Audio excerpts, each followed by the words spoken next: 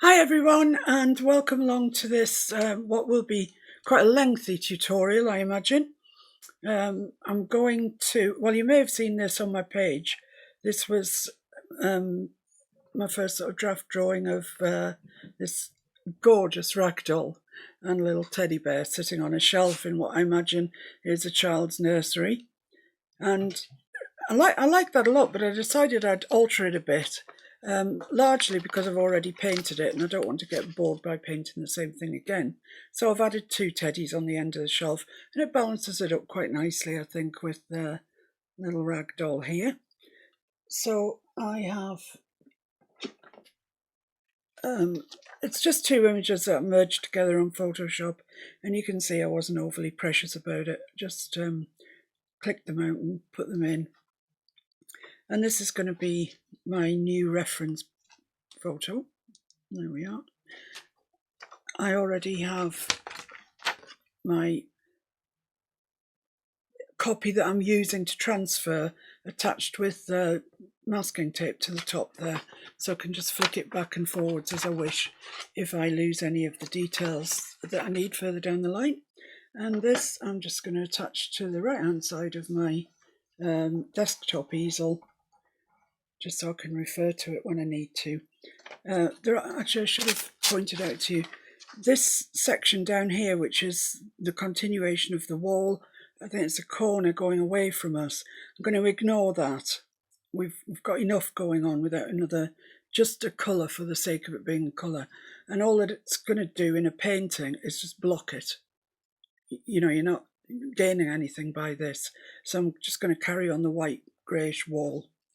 I will say when I transferred this that I did actually use a ruler to get these shelf lines straight, because on the one that I did, they're just a little bit wonky, and I've been sitting looking at it all evening and it's driven me mad, so I really wanted to get these ones straight. Beyond that, I think we're okay. I will be using today my Paintalot pastel pencils, my these ones, which are Faber-Castell. They call them soft pastels, and they're certainly softer than pencils, but I would call them, and they're an intermediate between the pencils and the really soft pastels like Unison, but they're great for using on the edge for walls and what have you, so we'll be using those for that, not really for any of the details. And I've also got over here a rather swanky set of Caran d'Ache, both the blocks, they call them, cubes, and they do have a very square end, and they are very hard. They really are. I mean, they're they've obviously put them in for drawing lines with the edge, I would say, because they're not straight, so you don't get that much coverage when you use them sideways on. And that's the Caran d'Ache pastel pencils. You will see from there that they have hardly been used, and that's because they cost so much. They are hideously expensive. I will never own another set because I must have taken leave of my senses when I bought these. Or I think, actually, to be honest, Mr. Fix-It bought them for me because he's really kind that way. But if we need any of the colours that are in here, I'm going to use them. There's no point being stupidly precious about them. They're there to use. So if I need the colours, I will use them. Right, time for a swig of coffee. And then time to get cracking. I have already transferred this, and I used white Surreal transfer paper. So the brightest thing on here is the front of this shelf. And so I'm going to put that on first, and for that I'm going to use... Oh yeah, good question, Mr. Fix-It. The support, it's a posh word for paper or board or whatever you're using. The support in this case is a pastel mat. There we are, pastel mat. It's a gummed book, I think they call it. They're all stuck along the spine. this is a number 2 and it's got these colours in. The numbers don't refer to the finish of it at all, they refer to the colours that are actually in there. So for this I've chosen the anthracite because the wall behind the ragdoll and the teddies is quite rough, and you know, I don't mind if it shows through that grey. I think it would help us. This size is 12 by 15.5, and so I just cut mine where I needed it. I think that's all. I think we're ready to rock. Okay, so I'm just going to start. The other thing I will mention, then we can just get going, is this is a piece of glassine paper. Now, when you're pasteling, one of your biggest hurdles is smudging what you've already done. And you will smudge it if you keep your hand down like that whilst you're pasteling. So use a bit of glassine paper and then you can do whatever you want and you won't smudge it. It's also really good for knocking things back into the support, but we'll talk about that when we come to it. Right, so white. So the front of this shelf is white. So let's put that in. It's bright white.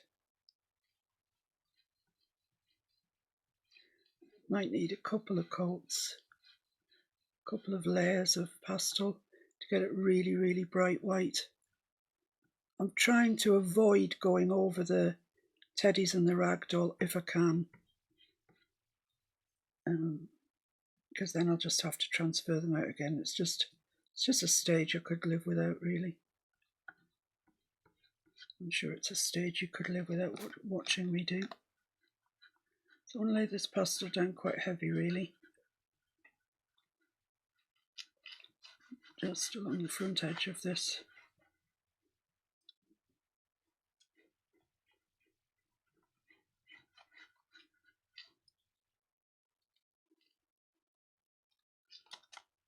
A little bit in there. In between the teds.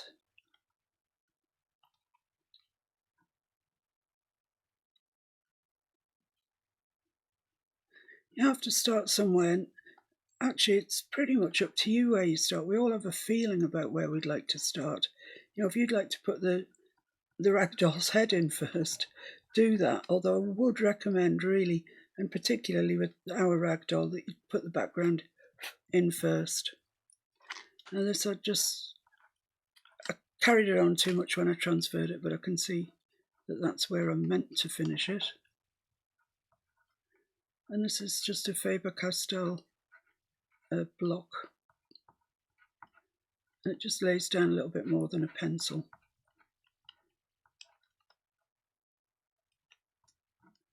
But when you've put too much on, that's when you start to get dust coming off your pastel work. So push that in, and for this, I'm using this really rather natty gadget. It is a stylus, you know, stylus that you get for, I don't know, using on your iPad or whatever. Well, it turns out that it makes a really good sort of colour shaper. For the folks at Colour Shaper, I'm not saying this is as good as your product, but it's what I've got on hand and it's quite cheap. So yeah, see, it's just a biro on one end and a rubbery, silicone stylus on the other. I always have to hand a quite damp cloth, and then in between using that, wipe it off, otherwise you'll be transferring lights to darks to darks to lights, etc. Right, so I think that's not too bad. We'll just go over it once again now that's been pushed down into the paper.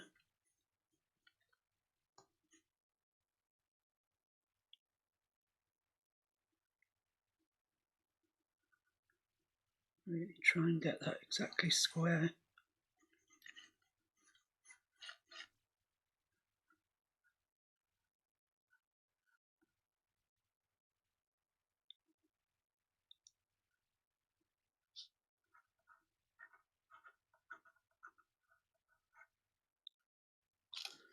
Okay, so now I'm going to take my glassine paper, put that over there, and just burnish this back into the support. You could use your finger if you want to, but that does a perfect job of it, and you don't get it all over your hands.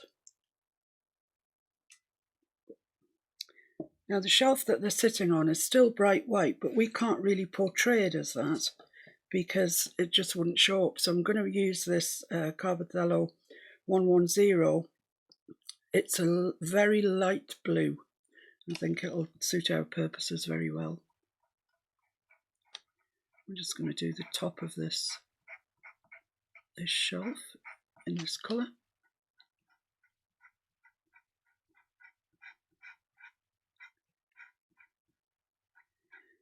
Pasteling is no different to any of the art disciplines, if you like. You know, with acrylics, it's which do you use? Do you use heavy body? Do you use fluid? If you use heavy body, which brand should you use? And everyone has their favourites. And it just takes time for you to get to know which your favourite is. Same as with acrylics, which I know more about than any of the other mediums. You've got to buy them to find out whether you like them or not. So what I would say is, if you're new to pastels, don't rush out and buy a massive big set of any of the brands.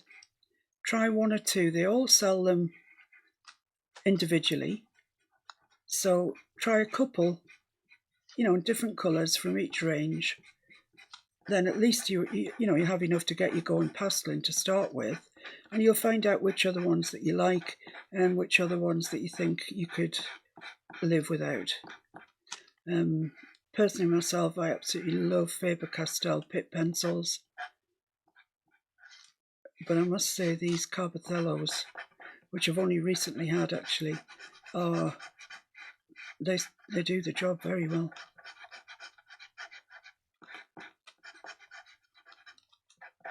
I do like them a lot. So back on again with the glassine paper, just rubbing that with the heel of my hand there.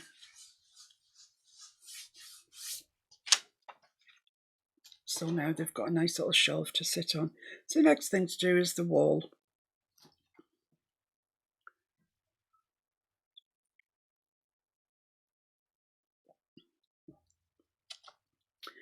And this wall here on the original that I did, I made it a sort of browny colour. I quite like that because it does definitely make it a corner. So I might just use that idea again, which means I need to find some browny tones, not dark brown, but so which out of here am I going to choose? That one might be quite a decent one. I'll leave that one out, but I think I probably also want, yeah, maybe that one. I'm just testing them out on the bit of masking tape that I've got around the side of my picture. So I think the thing to do is put a layer of this. I'm using these blocks down on their side.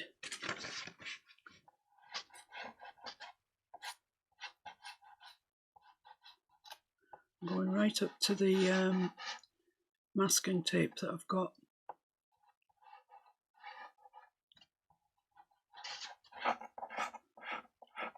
And it's going to be darker in the corner, so we want it brighter over here.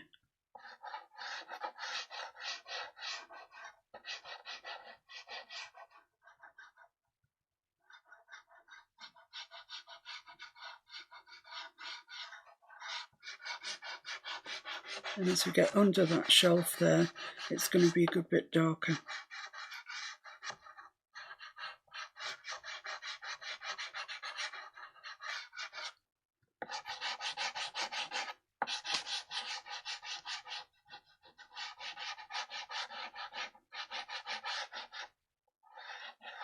Make sure you've got that bit done right next to the masking tape.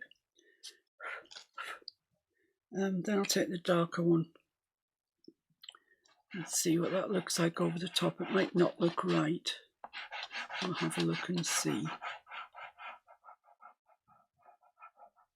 And it's a look alright. I'm going to blend it anyway with white over the top, so I think we'll be fine. Let's not put too much pastel on it.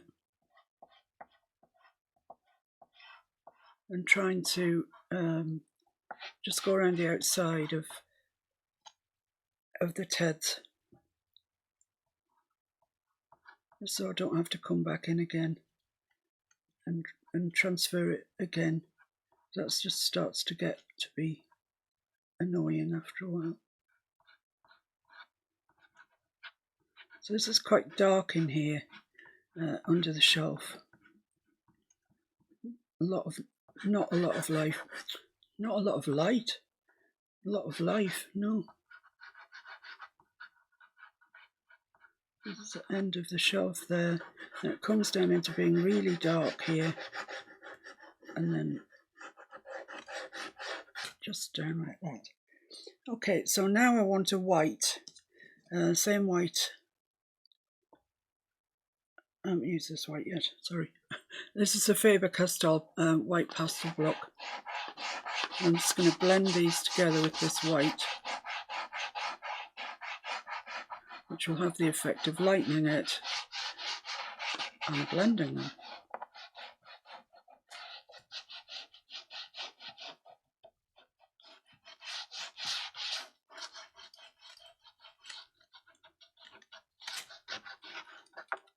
So that's dark, this bit down in here, so I don't really want to over brighten it.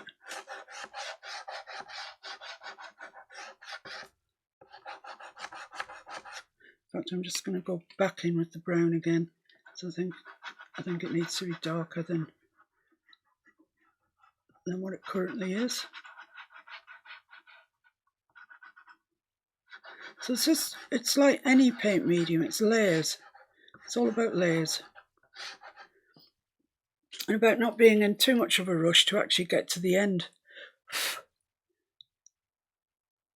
So I think that's okay. Let me have a look. Yeah, maybe just needs a bit more.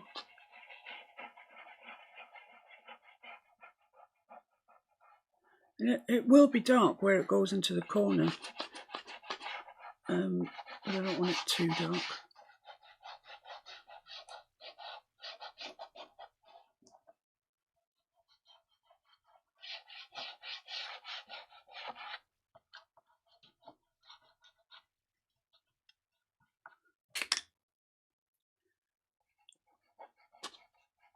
Just going in with my finger, just blend it out.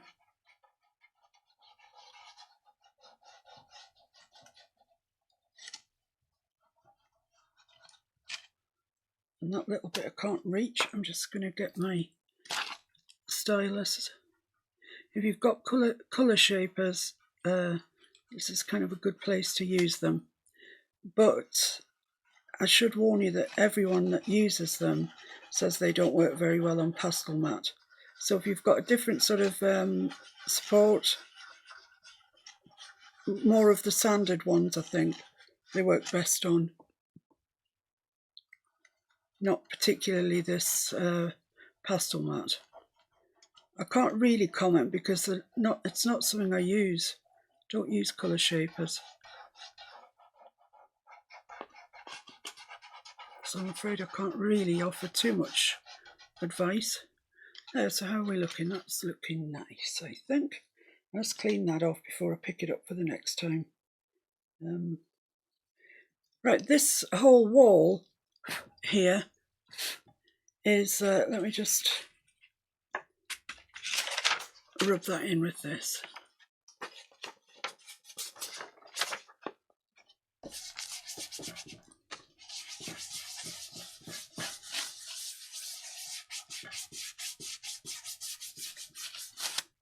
Right, so that should be sitting back nicely into the tooth of the paper now.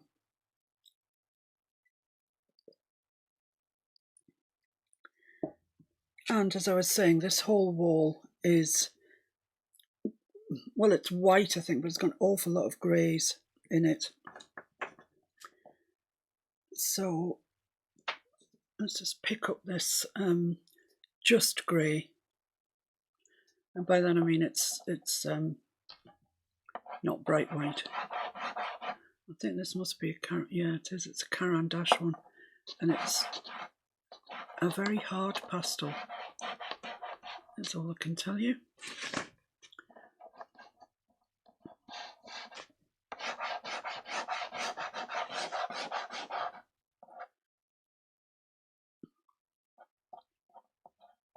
want to go around the shapes of the TEDs again.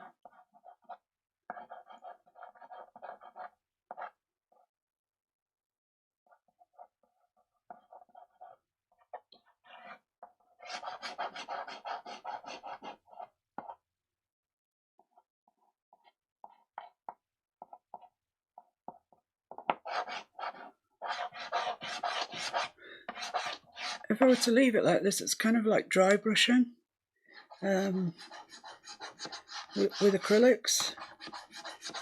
You see the lovely support coming through. I don't intend to obliterate this whole support. I like it too much, being this lovely anthracite colour. Now down in here, it's going to be dark as well. But we need some pastel on first before we can put anything else on top and start moving it around.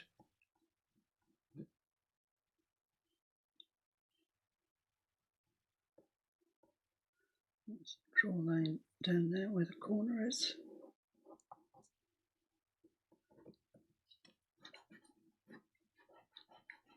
Let's put some of this, lay some of this down. We're blocking in, that's what we're doing here.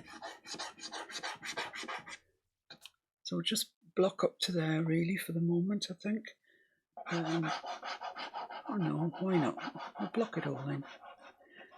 Now her hair, the ragdoll's hair,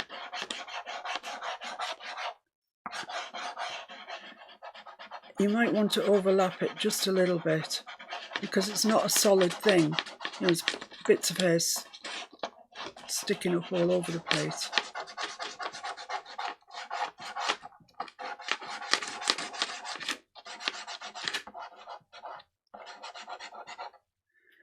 Now this here is the shadow of her, so I'm just going to put it in with a slightly darker grey. And it's got very soft edges. It's almost not there, but it is there.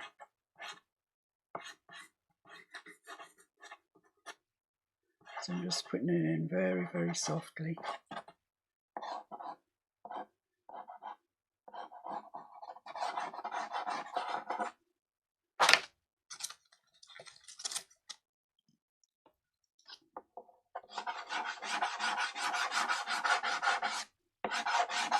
And when you come over it, it'll mix, and you'll get that. You'll see that it's slightly darker there.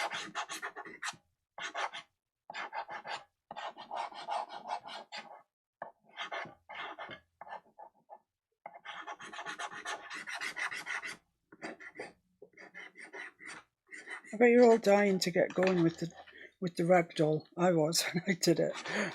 I really couldn't wait to get started with all the lovely bright colours. Of late I seem to have been doing a lot of dogs and a lot of birds. So I'm really delighted to do something other than that.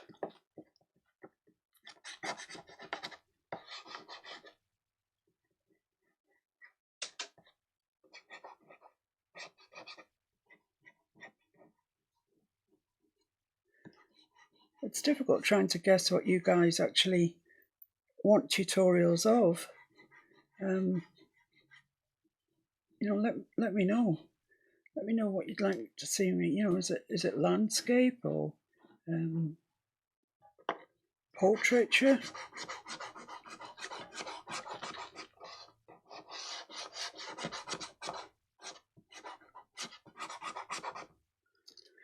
Okay, so we've got a layer into the background there. You just see the shadow coming here. I'm just going to take my hand and just push that into the support, so we can then come over again and start to whiten it up properly.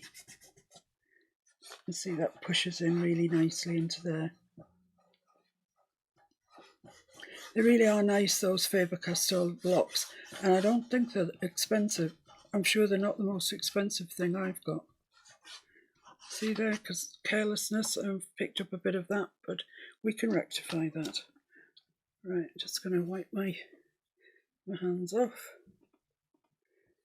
So, right, coming into this corner will be darker. You can't really see that on the reference picture, but common sense tells you it's getting darker that way, it's going to get darker that way. So we need a darker grey. So I think those are my choices. That's brown, so that's no good. So this one here is probably a bit darker than the other one. So we'll just put that in down there. Draw a line in that corner.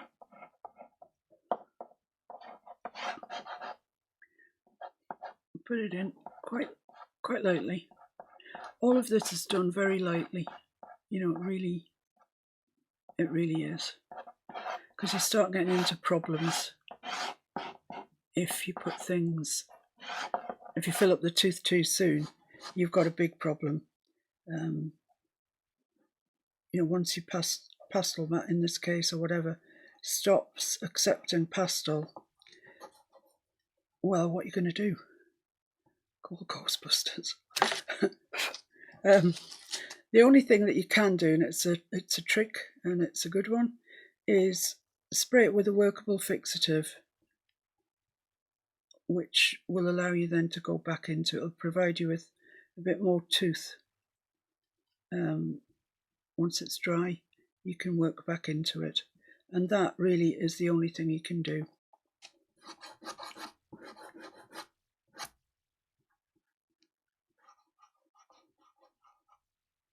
So that's good and dark in there now.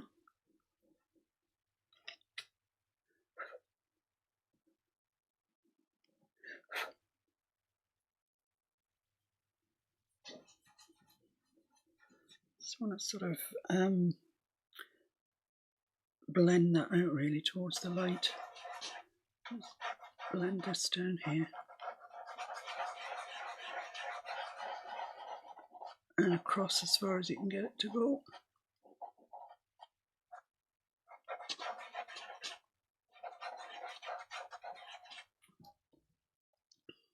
Fair enough. We're starting to look like we're getting organised. So just a little bit of white over the top of there.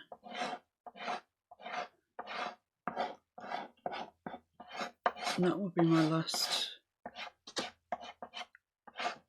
time over there.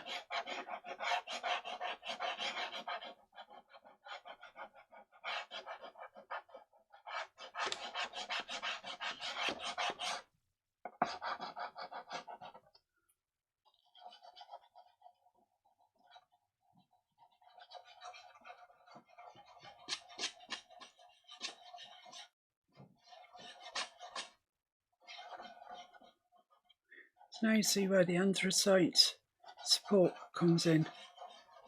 So I'm getting all sorts of greys through here that I haven't put in, they're coming from the paper.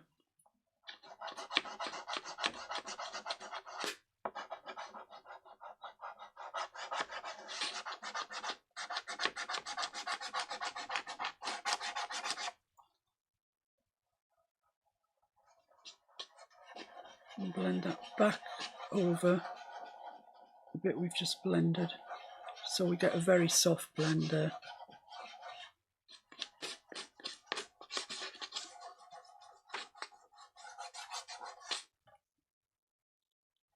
This isn't blended too well here, but that is into her hair, so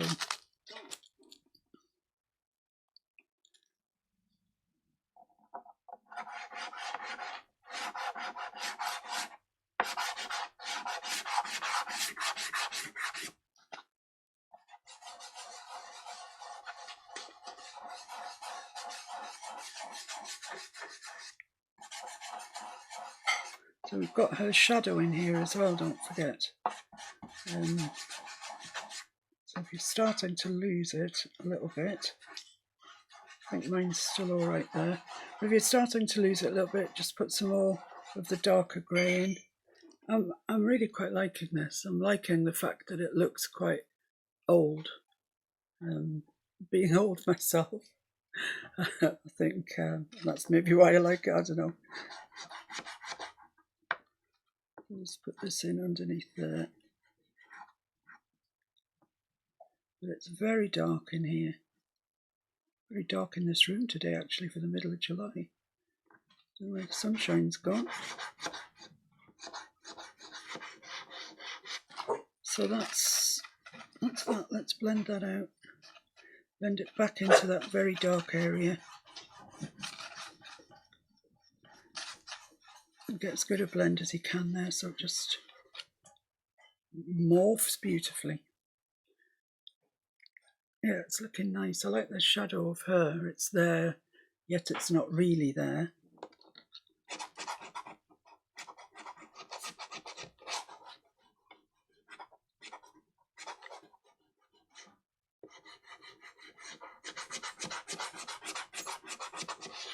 This is just going to take a little bit of pastel, I'm afraid, to get this done.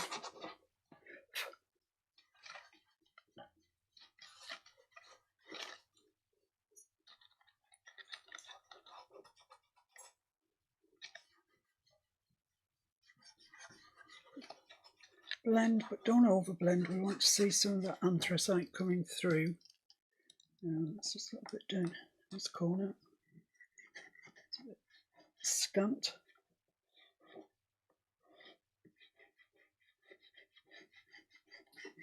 When we start to put her in, if we think it's looking a bit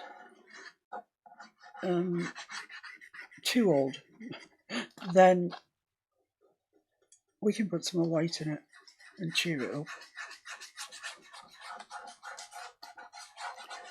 But I'm really rather liking that top edge, because I've got this, that's it, it's stuck down over the top edge.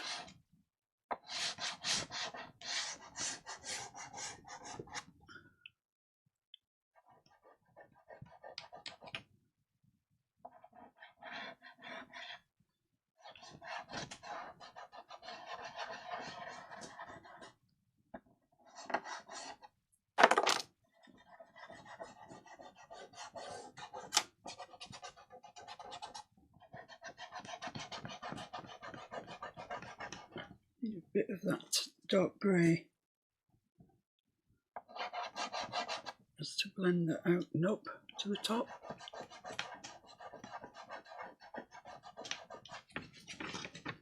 Right, okay, let's have a look.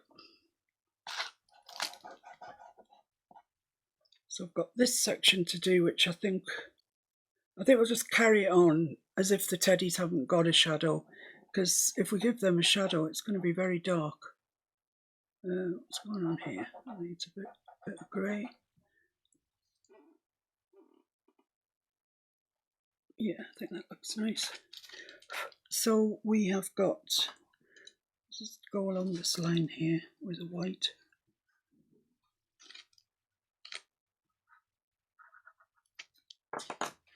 Let's push that back in.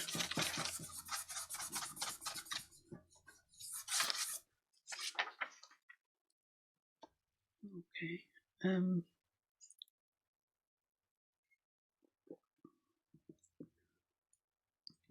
So it's this colour, I think, this bluey grey colour. And it goes right up into her hair.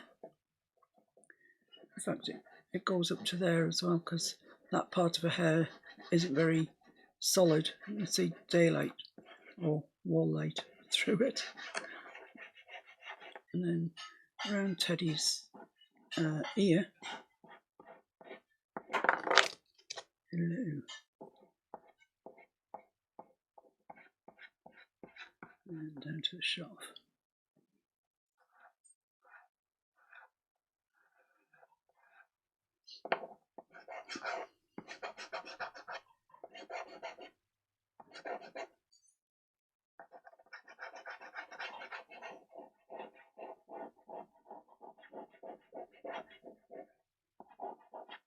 Just go up into her hair.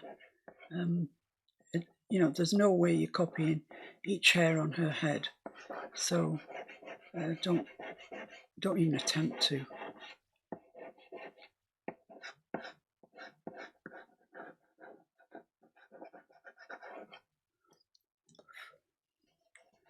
Blend that in. It won't blend very well because this is the first coat, but we want to push it in so we can come over with something else, which I think is going to be that lighter grey. Yeah.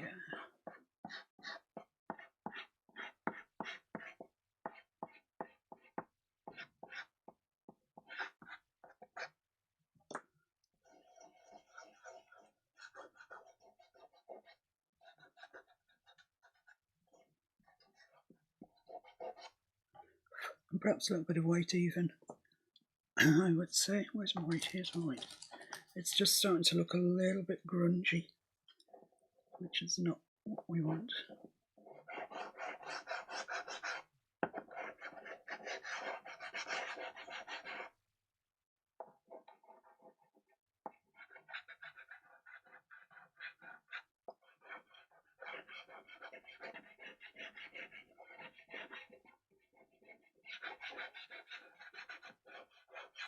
You've got to get some pastel on there before you can move it around. First coat, whatever, it just goes straight to the bottom of the tooth. Yeah, that's better. That's nice. Might just lighten that bit there as well.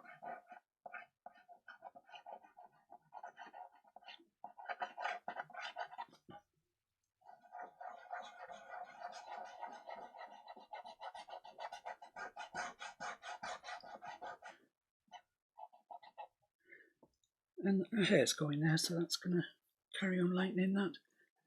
Okay, I like that. So there's this, the end of her shelf, which is in a sort of browny colour.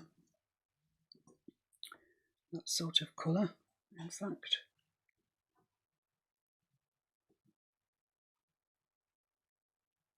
You can see the very strong pigment of these paper pastel colour blocks because it's going down onto anthracite. It's absolutely covering it.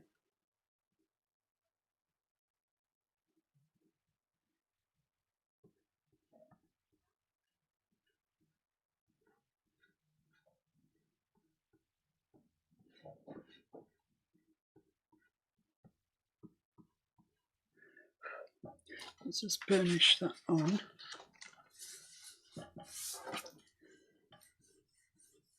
Through the glassine paper. And then the end is nigh. No, it's not. The end's in a sort. It's a bluey white, so I'll put that in this colour. I'm just going to have to start using my glassine paper to rest on now. It's starting to get pastel in quite a lot of places, and we don't want to make a mistake and smudge it.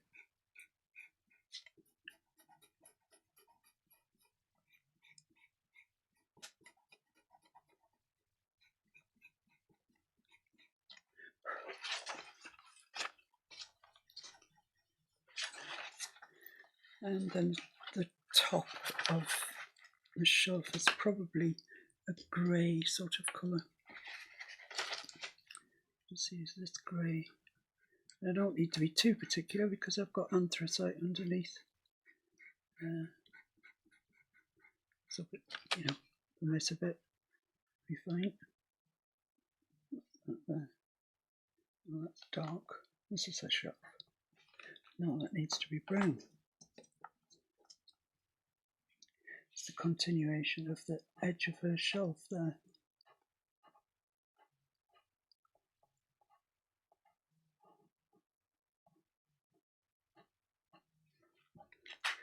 I've gone over a bit there actually, but it'll be fine once we start getting her in. Right, well, I think that's us finished with the background. We'll see as we go along if it looks just a bit too sort of grungy, but I do quite like it. Not so sure what this white bit's doing there.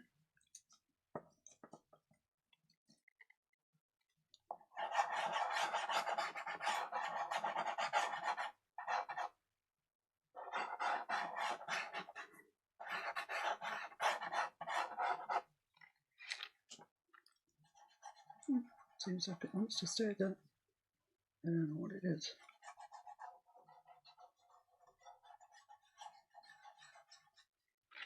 Anyway, it's not make or break, that's for sure.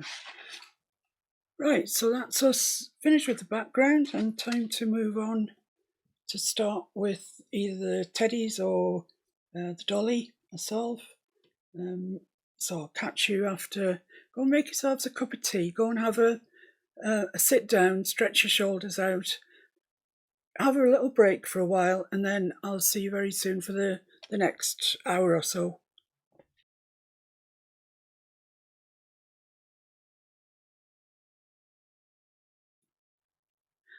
Right, so welcome back to the second part of our ragdoll and teddy bear painting.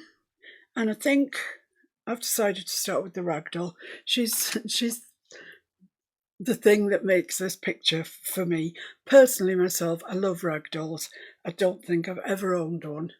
So I'm going to paint one and then I'll own that.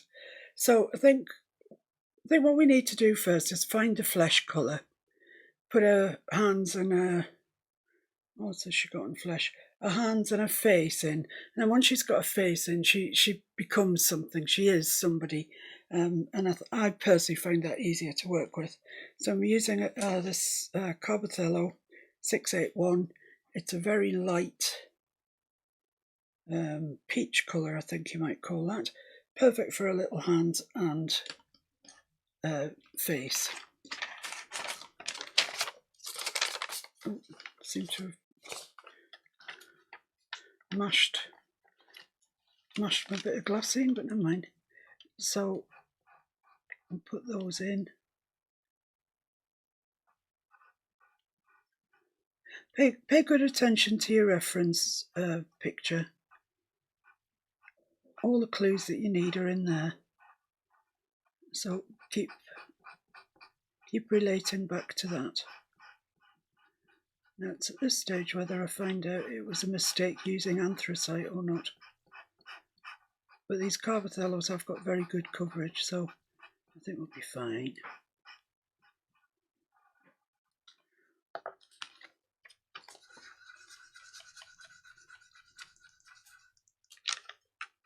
If you do it like that with the glassine paper, it forces it down. So all that dust that you would have that you want to blow off, it just gets forced down.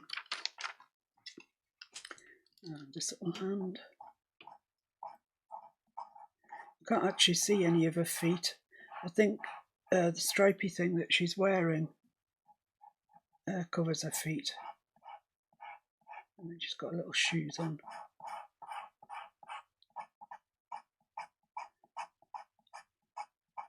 I'll go quite heavy with this, and I might want to come back and do another coat, but it has got some shading on it, some lights, some darks, so I'll see where we're at when we've done those.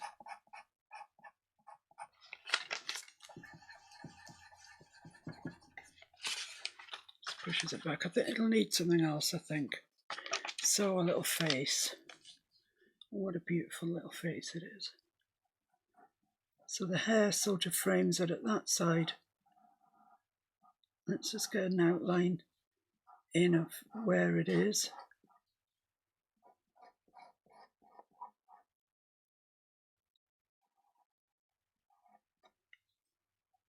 So there we are. We'll just use the pencil on its side and broadly cover the area that we want. Try and miss out her eyes. Not the end of the world if you don't, guys. Just go back in with some transfer paper. Now this is under a fringe, but a fringe isn't a solid thing, so we need some colour there behind the fringe, and then we won't have to be so choosy about where the hairs go or don't go. I mean, her hair's actually made of yarn, isn't it? Quite a thick yarn. And she's just a little ginger girl. These two little rosy cheeks, we need to select a colour for them. Let me see what I've got, what we can use. What am I going to use? I might use this bright pink. I've never used it before, so let's give it a go.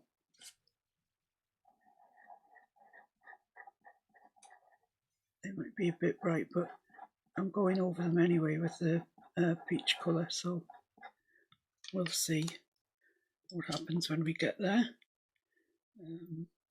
I'm going to put a mouth in as well, which is in black.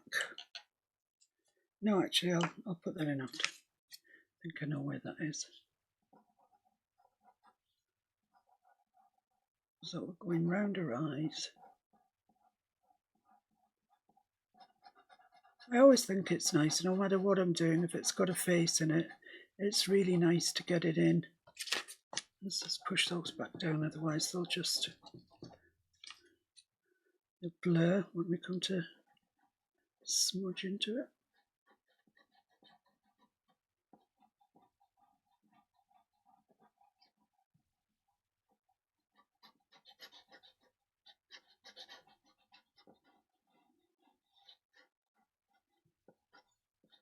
Yeah, it's quite a nice colour, that actually, that dark rose colour. Once I've got this soft apricot, I'll call it, over the top. It is a real portrait painter's colour, I would say. Real fleshy skin tones, which is fine. Our little girl deserves some fleshy skin tones.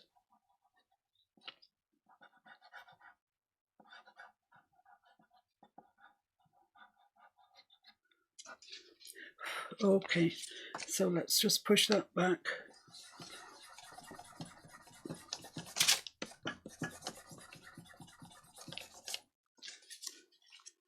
And have a look at where the shading is on here. So there is a brown, which I'm guessing, well, I've got two browns that are candidates. One's dark and one's not so dark. I think I need the very dark one down in here.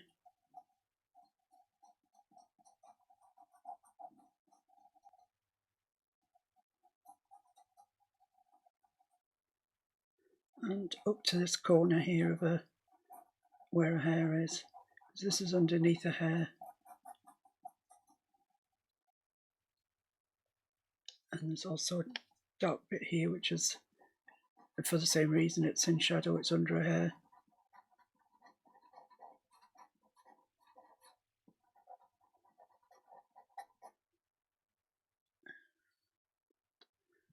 Just going to move to the lighter one now as it comes up here, just at the side of where her fringe is. Tail that way over there. That's pretty much it, I think. There's a couple of white bits, which is where it's sort of dimpled for a nose. But let's just put another layer of this on, going over the bits, the shading. So pushing that back in, making it look a bit more natural.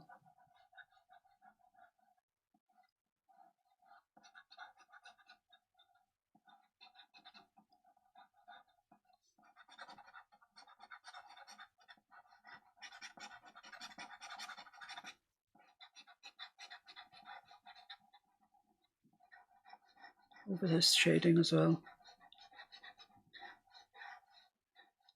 Just gives her face a bit of contour.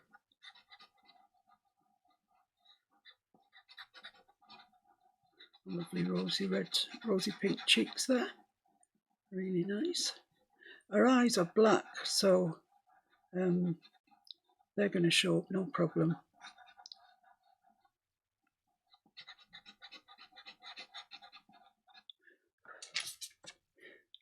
Okay, let's see where we're at now.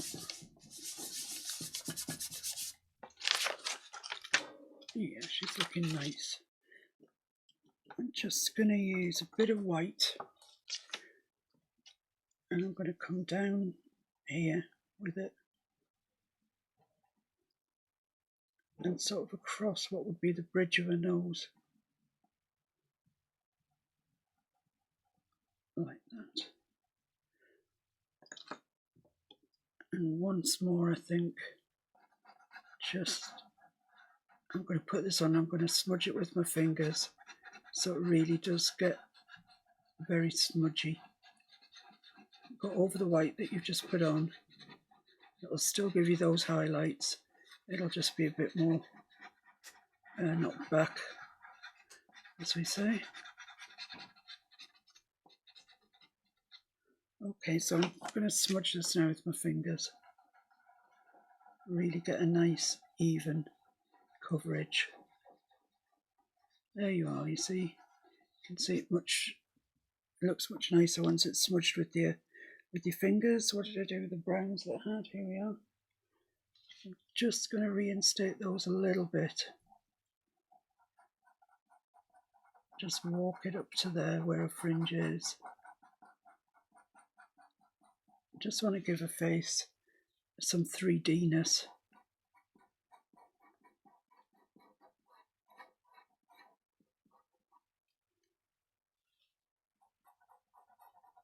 That's fine. Just smudge that in. Yeah, that's looking lovely. She's looking great. Right, now I'm just going to take that pink that I had. Actually, it's just, I wish it wasn't that pink. Such a pinky pink. So I'm going to use this one, which is a more sort of lavendery pink.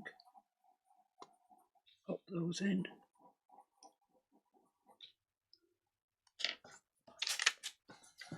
Use the, I forgot what you call this paper now. Glassine, thank you, Mr. Fix-It. Use the glassine paper to push it back. Now, mouth,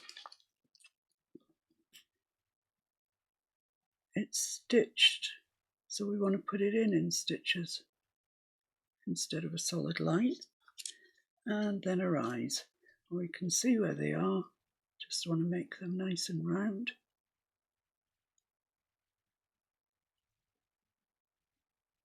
And they're in black, straight up black.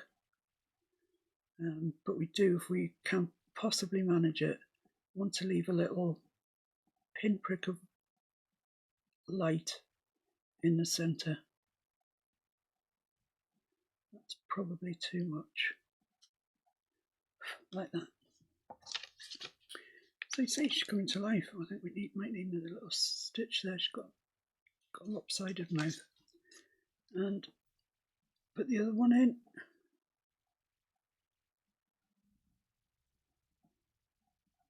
I know it is quite laughable at the amount of pastel pencils that I have.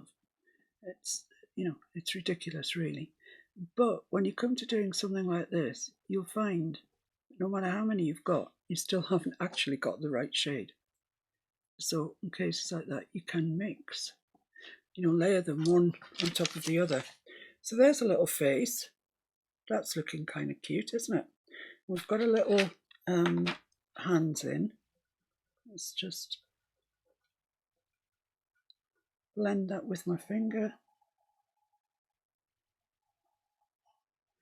That's lovely. Now let's see where the lights and darks go on this one. Where's my brown? Lighter brown I think we need for that. So, okay, let's start with this one. Where are the lights?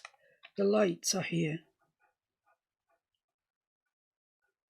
And given that it's such a light colour, that portrait pink, you're going to have to use white for your lights because nothing else really is going to show up. And then there's a darker bit, which I'm just going to use brown for, just very, very gently on the side here. I don't have a darker version of that portrait pink. Well, not in the sets that I've got out. I'd like to bet I do have it somewhere. So just blend that. There we are. So the hand's now got some life to it. And same thing on this side. Very, very light, tiny amount of brown. And the edge of it is light, but it comes down to being quite dark at this, about here. As I say, your reference photo is your best friend. It really is. So that's just the lightest bit of brown there. And then there's a highlight here.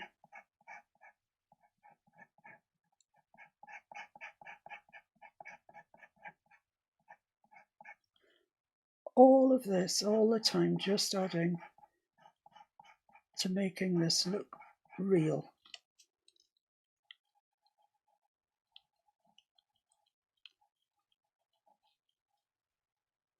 There we are, that's looking nice now as well. Maybe just a little bit of more blending there, that's fine. Right, okay, so lovely. She's got a face, she's got hands, nearly ready to go to the ball. No, not quite. Not quite. I'm going to swap this. Mr. Fix-It, can you please get me a new piece of glassine paper? Because unfortunately I got this one wet with my damp towel and now it's gone all bubbly. And it seems to be, the pastel seems to be sticking to it now.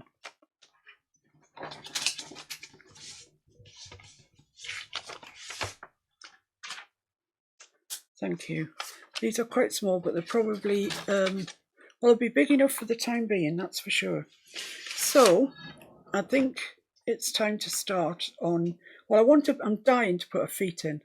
So, we'll start on her feet in a dress, which is pinky reddy colour. And as with anything, if you're doing acrylics, oils, pastels, whatever, you need the range of colours for what you're going to do. So you need the colour that is actually the dress, you need a lighter version of it, and you need a darker version of it. And that would be true pretty much no matter what you're doing. You need, Mr. Fix-It, he's such a good lad. This glassine paper, I don't even know actually how we come to have it. Why have we got this glassine paper? It's primarily used as archival paper. It's airproof, it's greaseproof, it's moisture-proof. It's what they use for archiving photographs in museums. Ah, so all the finished paintings that I give you, you put this on it, do you, before? I didn't know that. It's really available from people like Jackson's. Is it dear? It's not especially dear. It comes in different weights. Right. That's quite a heavy weight. Yeah. But you can get ones that are more like tissue paper. Oh no, that's you don't want any tissue paper. It's what museums use for archiving pictures, because when they wrap things like watercolours and pastels, it doesn't smudge. Right. It doesn't absorb them. Right. I reckon this is a really good tip, people, to use this glassine paper. And I know everything I say to you costs money. I know it does, but it's worth it. I mean, if you haven't got glassine paper, there's solutions to this. Here's the little Caran d'Ache booklet that came with it. Just use that. Just as long as your hand isn't resting on that, because two things will happen. Your hand will get filthy, you'll transfer all that dirt all over the place, and while you're pasteling, you'll be moving your hand, so you'll be smudging areas that you really, really don't want to smudge. So don't, if you haven't got glassine paper, don't throw your hands up in despair. So I can't do it because I haven't got glassine. Just use a bit of paper, a bit of photocopier paper, it's fine. It is the best paper for when you're tamping it down. Oh yeah, you can't do it. You can't use normal paper. Yeah. It'll pick up some of the pastel. Yes. And move. Well, that's what had happened to the bit that I had, that had got wet, actually. It suddenly started to pick up pastel, which it's never done before. So keep your glassine paper dry, folks. But this, it's great. So if you can afford it and you've got, you've got the wherewithal to get it, I would recommend it. Now, these three colours that I have picked out, I'm just wondering if they were the ones that I had when I did the original. There must have been. Anyway, so let's progress. Let's do her feet first, shall we? Because they're lovely. So I need the lightest colour that I've got to do the top. She's got sort of the top part of a shoe is a different, slightly different hue. I mean, it may well just be the nap on the fabric that she's made of or something, I don't know. But it stands out as being a lighter bit. So we'll put it in as a lighter bit. I know some of you will be afraid using pastel pencils or pastels of any description because it appears to look like drawing. But it's no more like drawing than painting is, I can promise you. It really isn't. It's just you have the pencil in your hand. So you actually, I always feel I have slightly more control using pastel pencils than I do using any of the paint mediums. And the rest of a shoe is in the middle colour that we've got, which is the accurate colour, I would say, for a dress. So it sort of comes across straight here. That's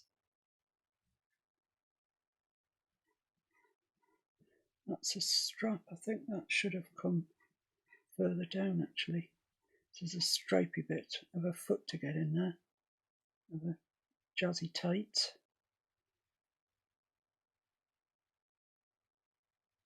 That goes back to there, that comes down there. Okay. As I say to you, keep referring to your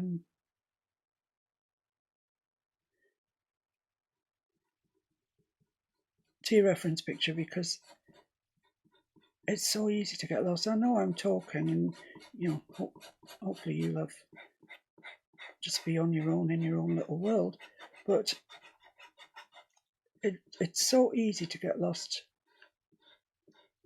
And oh no. I mean, with pastels, it's, there's always a solution. The only problem is that the paper or card or whatever you're using has a finite amount of pastel that you can lay down on it. It's called the tooth. The paper has tooth. And when that tooth is full, it doesn't matter what you do. You're not getting any more pastel down on there. It just doesn't accept it. So the only solution to that, one is just walk away because you never make it any better. But the other solution is that you can spray with a workable fixative. Winsor & Newton do one. Spray it over with this workable fixative and it's kind of like magic. Suddenly you've got tooth again on your paper. But try not to get to that stage if you can. Right, so that's that in. Now I can see that down here there is quite a lot of dark. So we'll put that in, the shading.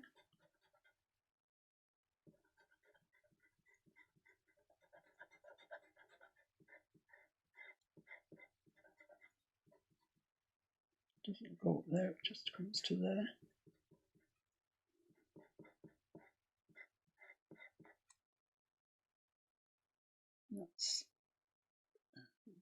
That's pretty much it, I think. Might have a little bit around there. Right, so let's tamp that down in.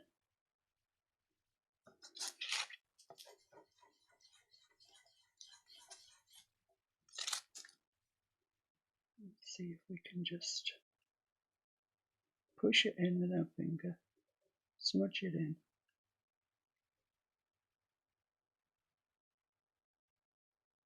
Yeah, okay. Let's just do her with a little boot, which is pretty much, well, let's have a good look actually. There's a bit of, where's my white gone?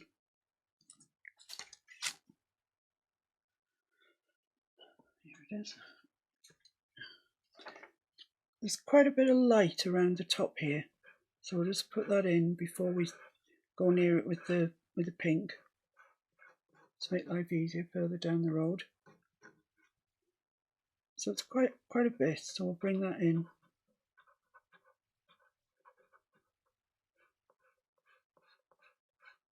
I'm using the pencil almost flat to the paper here. That comes sort of halfway over really. And then there's a dark bit on the other side, which is what you'd expect. Guys, where there is light, there is dark, okay?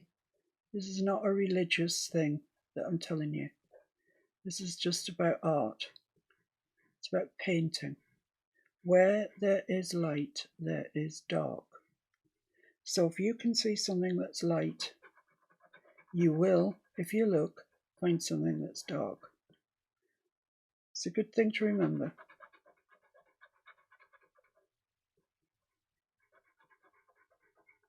So I think that's not too bad. So we'll come in with our medium colour.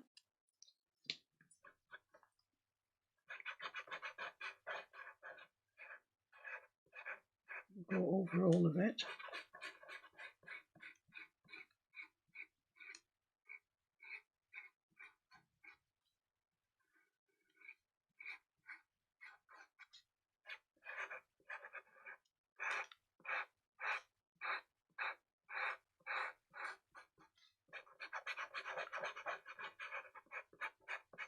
And you'll see that this section, because it's got the white under it, comes out a lighter colour.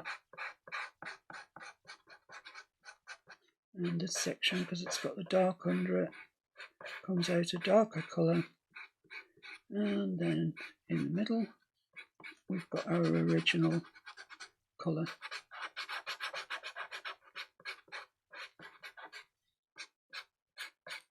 Let's see where that brings us to. Blend right up to the edges, but not over if you can help it.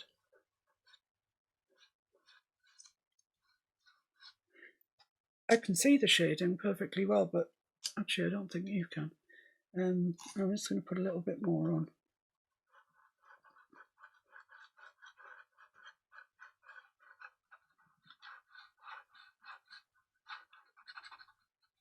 It's not going to take much. And a little bit of the darker on the other side.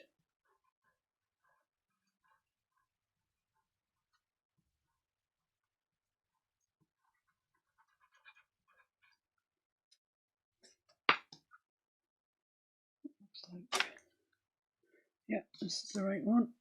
I'm just going to go over that once again. Just catch these in with a little bit of that colour, then we'll come back over and blend them in with our finger.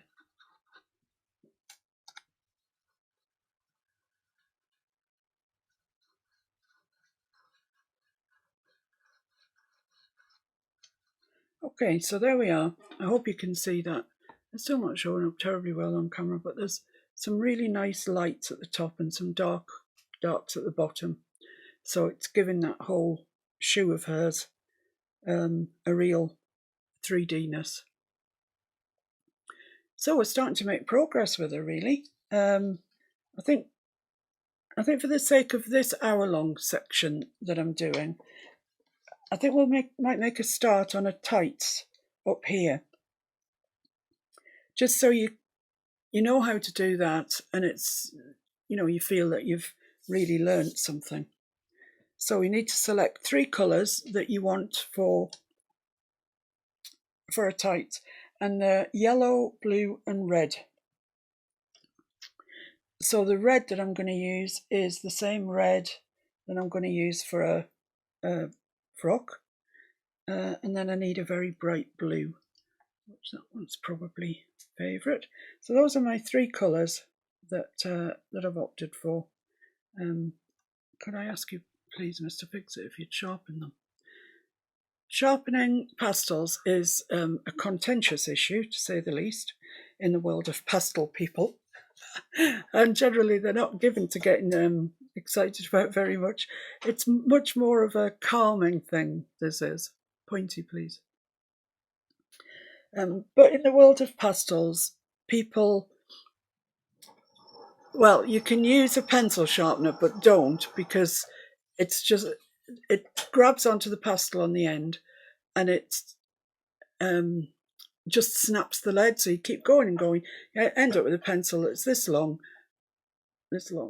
not long, and it's a waste of pencil. Don't do a little handheld one.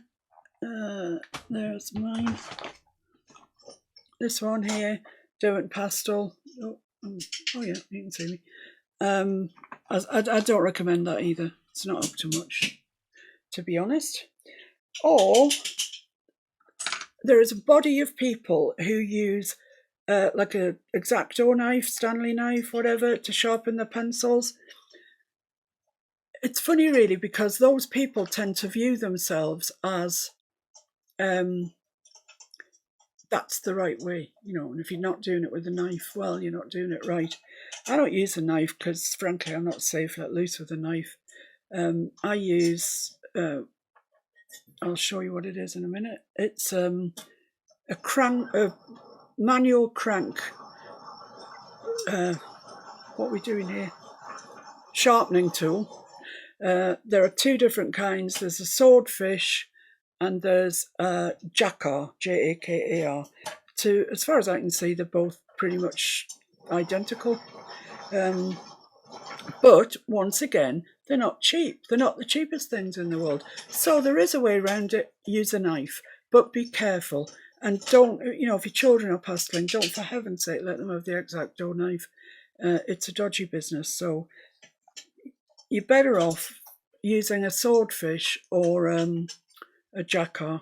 You get good results with it and everybody will be happy. Right, so let's just start down here on this young lady's foot. So there's a blue section in here which we've actually painted over already. So I'm going to go blue. Oh, there's a point. I'm flying.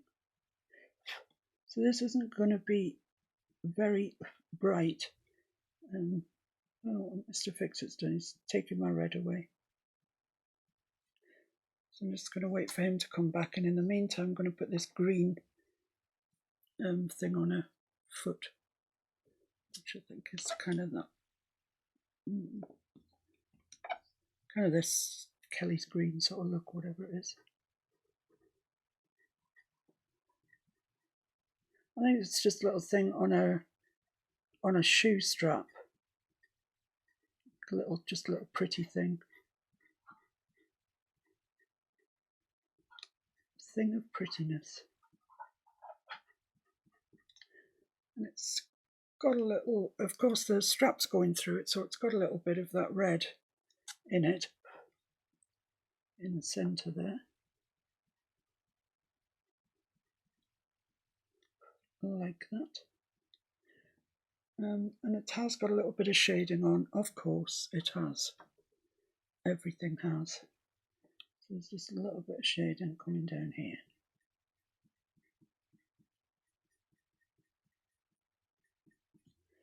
Lovely. So you can see that's a buckle on a shoe, and put those greens away. I don't think I need them again for this one. So where are we up to? Yeah, red. That red in there. Next colour is blue. With the sharpeners that I was telling you about, you can sharpen them to various points. You can have them really super pointy, like Mr.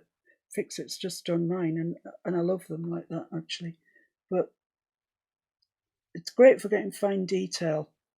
In fact, it's the only way that you'll get fine detail. But they're very, very brittle. So watch out because they'll snap really easily. So let's just push that back down into there. Okay, so we're off on a leg. So let's see what's happening here. Just going to take this off here so I can have a really good look at it while we're doing it. So the first one appears to be yellow. It's at this stage you need to decide the thickness of the line because all of them want to be the same thickness all the way up. Unless, of course, you want narrow to make your own pattern, which would be absolutely fine.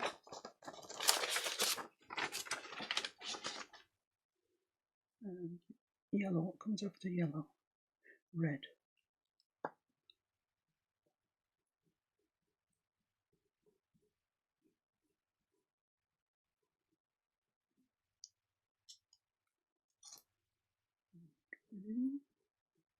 And this is it. This is it. Don't attempt this one if you don't like detail, because there's plenty of detail in here.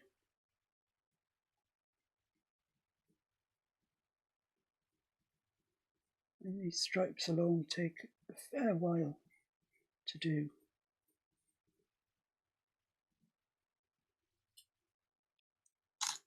But they're lovely. They're kind of what makes her, aren't they, really? Well, that and her hair, which is another thing that takes quite a long time to do. And it's kind of all about technique. I must have blue down in there, but I'm not too worried about it. So I'm just going to start to curve that slightly.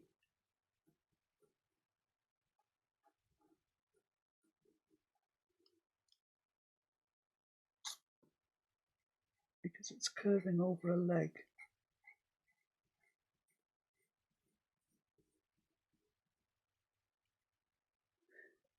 And really, I'm sure I don't need to tell you this, but concentrate. Like I say, it's really easy to lose your place, and it's really easy to put the wrong colour next to the wrong colour.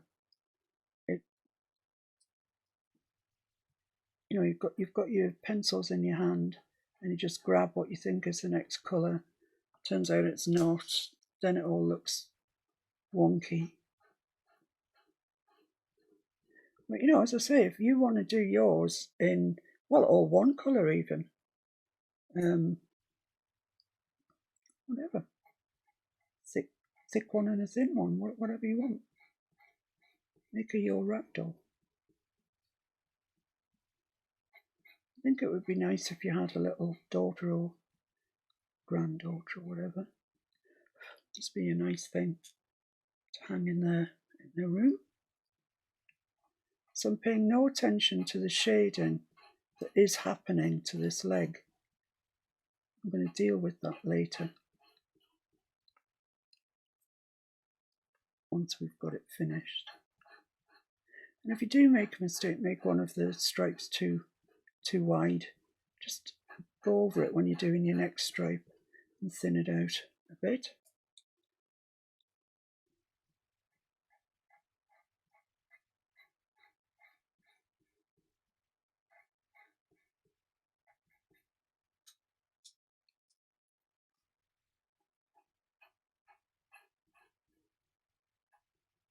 So as you can see, it takes a while.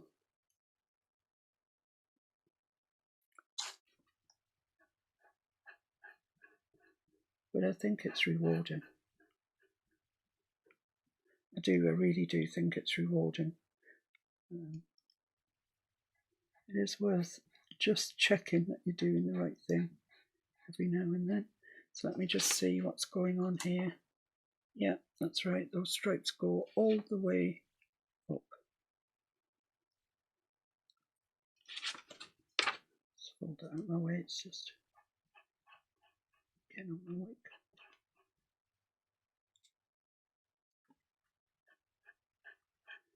And these pencils are covering that anthracite very well. I must say. That's kind of my worry, that they wouldn't. But they are. That's just one coat. They're doing, one layer. They're doing well. I don't particularly fancy doing this in acrylics. I think it would drive you mad. Yellow.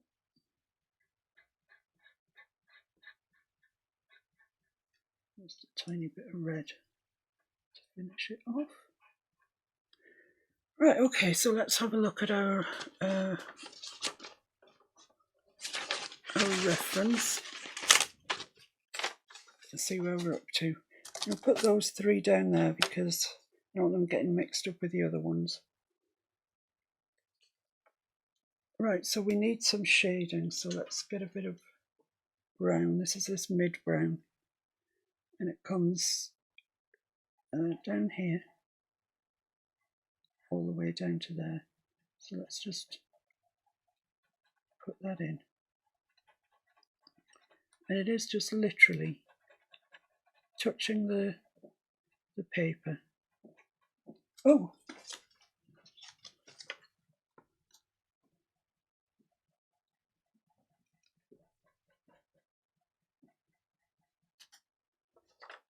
like that. And you just push that back. So you definitely can't rub these in with your hand, because if you do, you're just going to end up smudging all your stripes. So don't do that. Please remember that. Don't think, oh, I'll do that, because you'll end up with one colour, you'll have no stripes, and it'll all be terribly disappointing. Okay, so I think that's that leg done. I would say I'm just going to go back in with the black, because I can just see that there's a very dark bit there that we haven't addressed previously.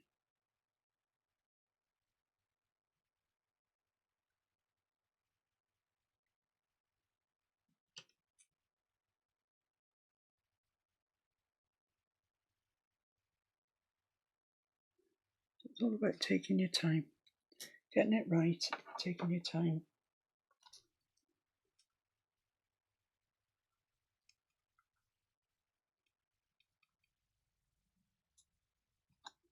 Right, that's fine. Happy with that. Happy, happy, happy. I can just see my transfer line here. I'd really rather not. I'm just going round it. And I need some brown to do the same.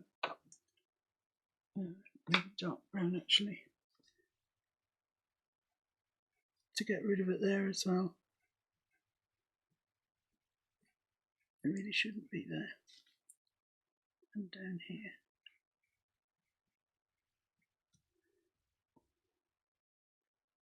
Okay.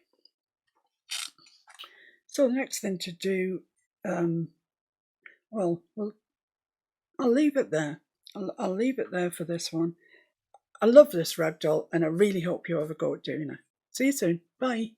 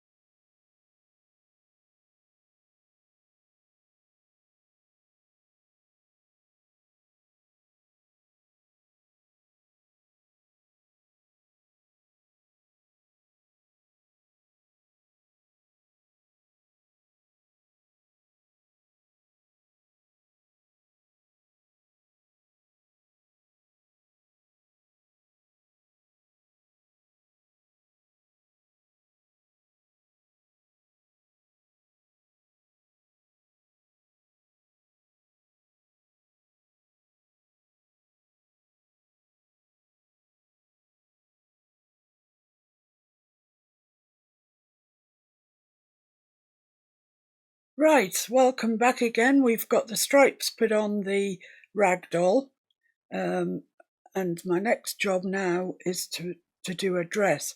But I've been looking at this since I stopped putting the stripes on, and I think the top of this shelf is just a bit too grey. I want it to just be a little bit lighter.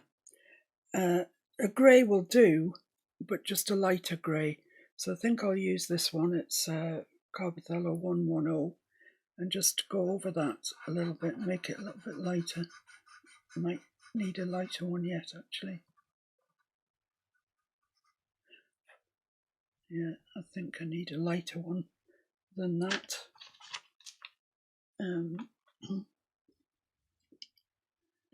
Might have to go with white, actually, on top of what we've already got down.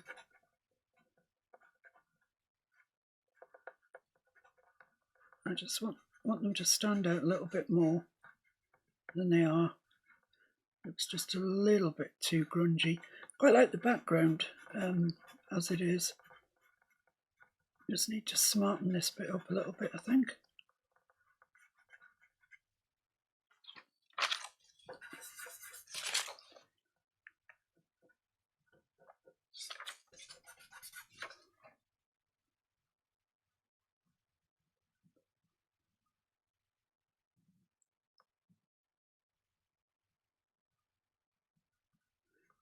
You can see it is it is whitening it up as we go. Or lightening it up at the very least.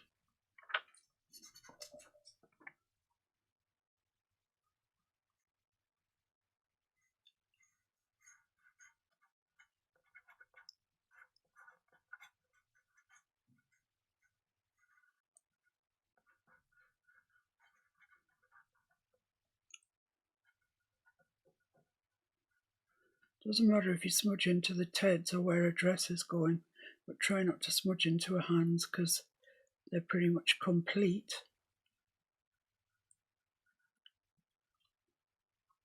Just a little bit along here.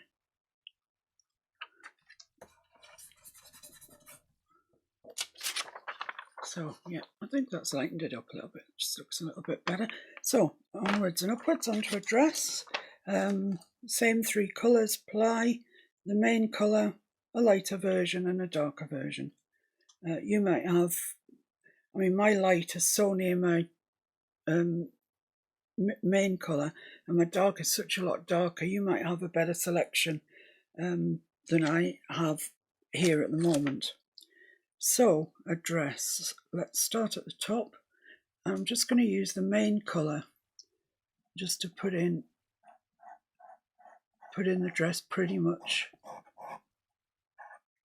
in its entirety. That goes around a little sleeve there. The thing that I meant to do first actually was put in this sort of, I'm not sure it's, I think it's a belt, but there is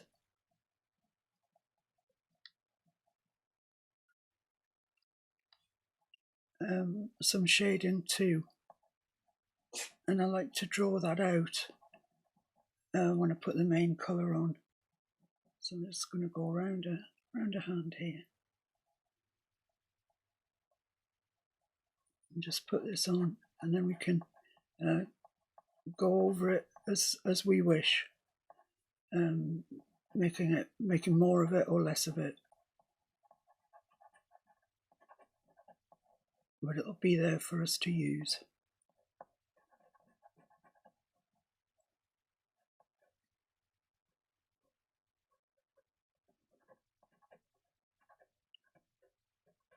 I'm just using pretty much the side of the pencil. Now then, let's see what we've got down here.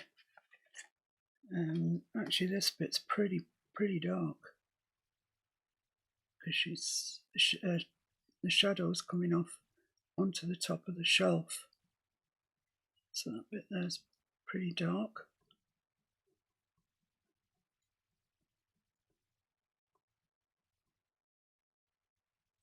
Then what else have we got over here? This section here right next to a foot. So pay attention that you don't destroy your foot. And it's not the end of the world, you know, you can go back in. It's just easier if you don't. So that's that bit. There's a little bit in here where a dress folds around.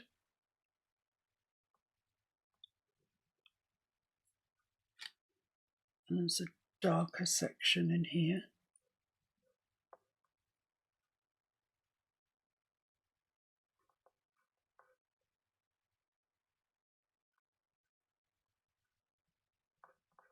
Not sure I've actually transferred all these lines, but we can see where we're going with them anyway. There's a little darker section in there. It's just folded over sort of thing. And a little darker bit in there.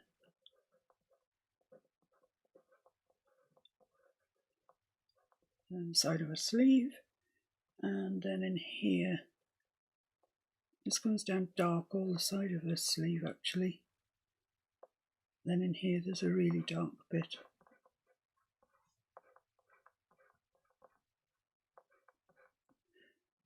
Okay, I'll leave that out because I'll add the black because it's one of those colours that you're always using. So back to the main colour of a dress. So now I'm coming down to this bit that we blackened. I can go just slightly over it, so we haven't got that harsh edge.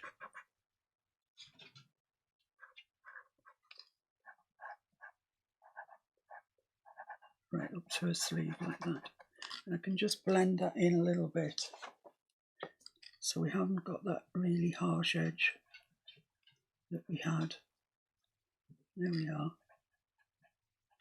So it was worth putting that black in first, I feel. And I'm just going to carry on with the main colour. I'm going to come back and do the shading on the dress, but it'll be helpful to us if we have the main colour in first. And similar sort of thing here, we want to come back and I can't remember the word all of a sudden. Smudge those together.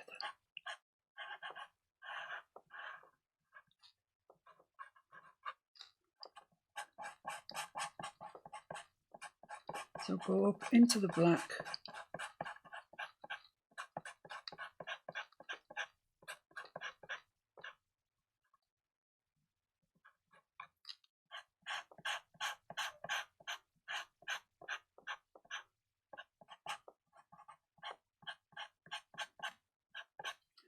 And before I go over that, I'm actually going to put the shading in there as well before we set it down into the, really like the side of this.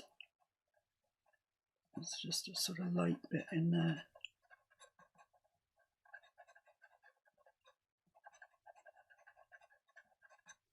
That's worth putting in.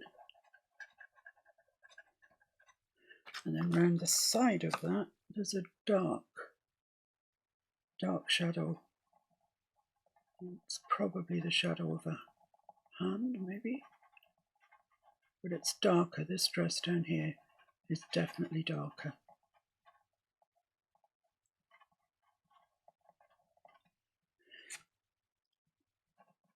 Right, so we'll just get our blendy tool, blend that out.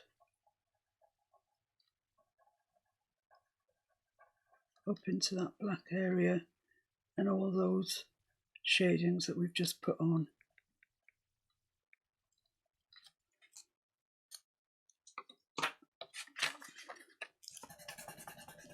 Push it right back. I think looking at that, we just need a little bit of darker colour down into here.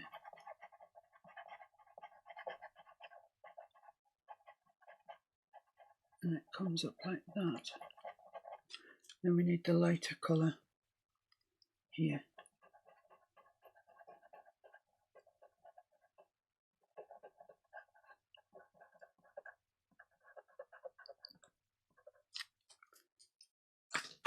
just smudge that in.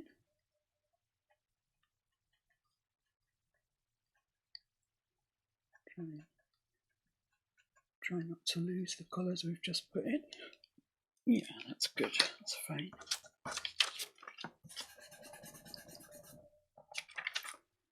Okay, so let's now do the bottom of the dress down here.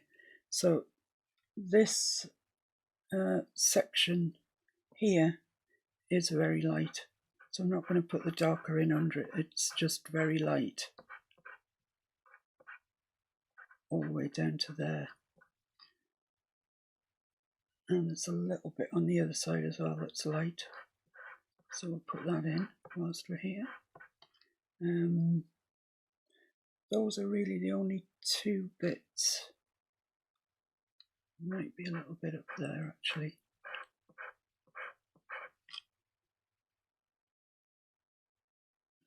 Actually, that sort of forms a seam down here. I haven't noticed that before when I did the original one. So this comes along here, joins up with those light bits that we put on, and then comes back down there. That's fine, leave that alone. We'll knock it back together. There's, take your time with this. As I keep saying, it's so easy to get lost in this. So this comes back up and joins up with that. And then this section here is all mid-tone.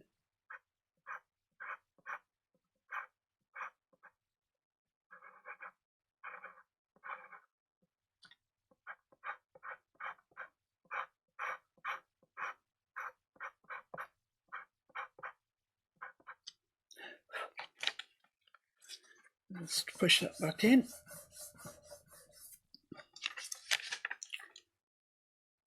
Having done that, I think there's probably a section here that's a bit more loosely blended. It's not such a definite line. So I'm just going to put that in. And there as well. Oh. Let's just push that in. Set it in place. Yeah, I think that looks, it will look better when it's all done. Right, so over again to this side of a dress. Sort of goes up there and we lose it there because it's sort of in amongst her hair really. So let's just set down this large area. Now this really is a large area for pastel pencils. You wouldn't ordinarily do this. You'd use a soft pencil or a block pencil, a block pastel to do this, because pencils are expensive to make, and you're using a lot of it here. You know, they're fine if you've got fiddly little bits to do that you can't, well, you can do anything with a soft pastel, but easier to do with a pencil. That's fine, but when it comes to big areas like this, it really is a good idea to get your blocks out, your soft chalk pastels, and use them. I'm doing it for you because I said that this would be a pastel pencil drawing, painting, so I'm using it for that explicit purpose and no other. I would ordinarily be using blocks. Now this is, I think, it's a sort of little buckle on this black belt that we see. So I'll make space for it.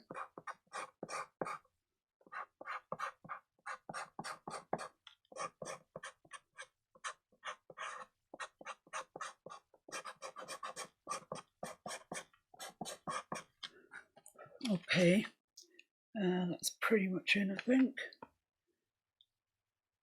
There's a lighter section there.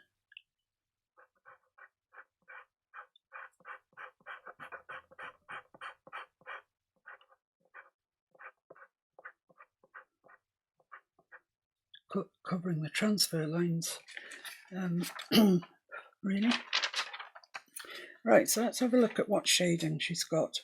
She's got some very, very light shading on the front of her dress. So let's try and get that in. It kind of comes down here. And I'm doing this in white because I haven't pushed the first lot of pastel back yet. So I can still merge these together. And there's quite a bit of white actually on a dress. There's a piece that comes down from here. I'm just using sort of squirrely marks. I don't want to draw a straight line because I'll never get rid of it. It'll always appear there. So I'll come down to here with this one. And there's other little bits that are catching the light.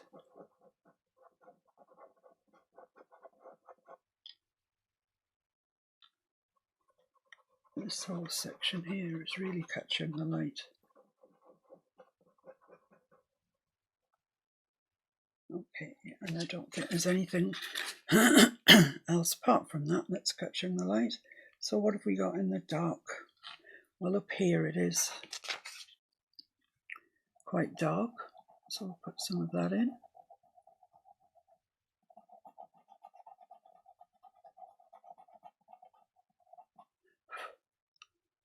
Not sure this dark is doing the job I want really.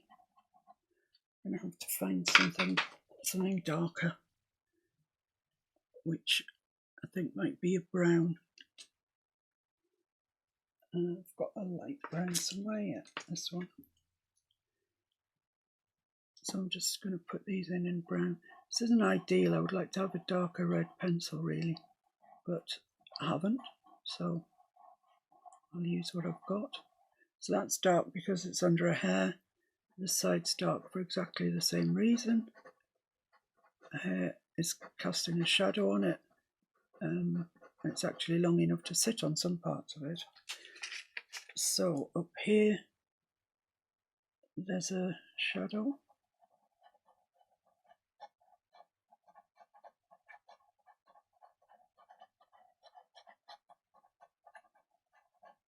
And you can see when you're putting them in that it's actually the right thing, you know, it's casting this, making a 3D really. That's what we're doing. Okay.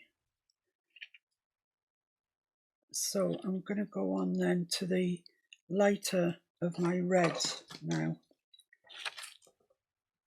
and just put a little bit alongside these lights that we've put in.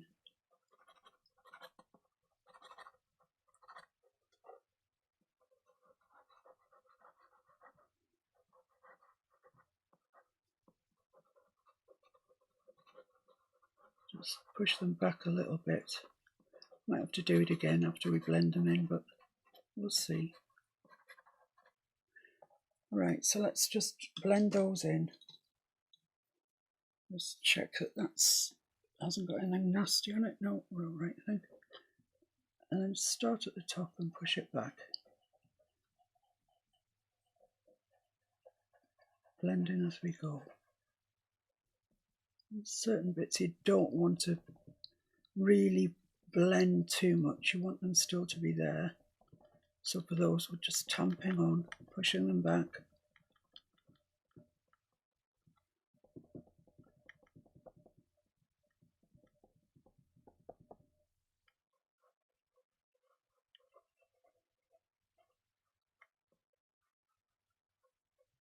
Okay. So I think that looks nice. We've got the shadows, the lights. Yeah, looks okay to me. Now, I just need to get our working colour here, and I'm just going to go up into that light section that's coming down there. It's just a bit too much of it, of the white, should I say. Yeah, okay, I'm happy with that. Let's leave that. Just clean that off in case I forget to the next time. Right, so what have we got left to do? We've got this buckle, which is a kind of goldy colour. So this is a kind of goldy colour, so I'm sure this will do.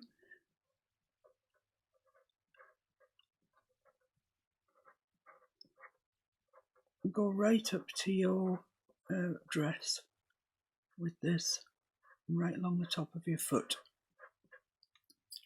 Now there is a little, excuse me, black area in the middle, which is what makes me think it's a buckle of sorts, a little felt buckle or something. So just go round the black area.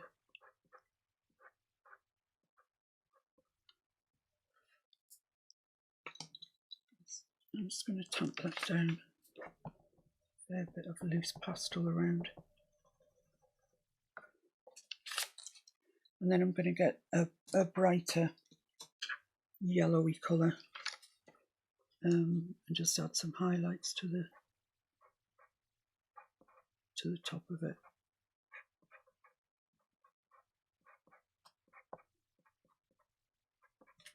There we are.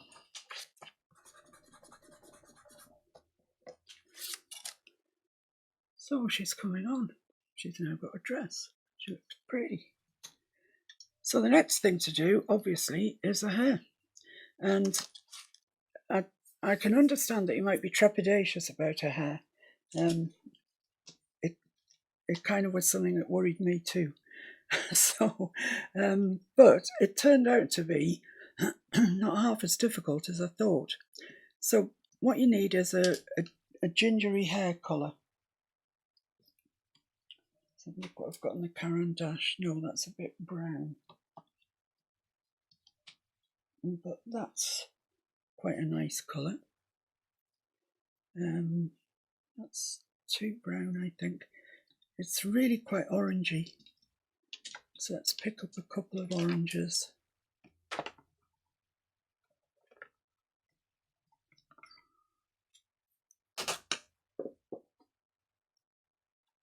So I've got 4 colours there that I think are fairly representative of her hair. Fairly. We'll see how we go along though.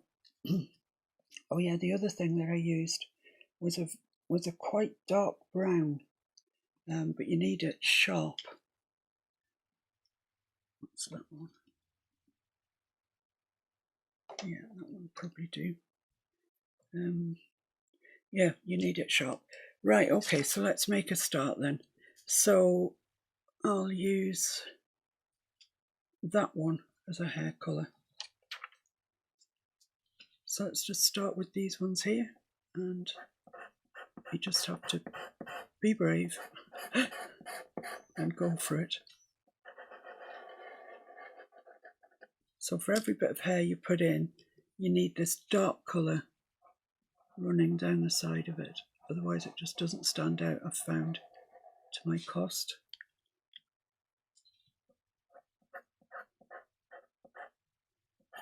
So don't try and follow the picture for this.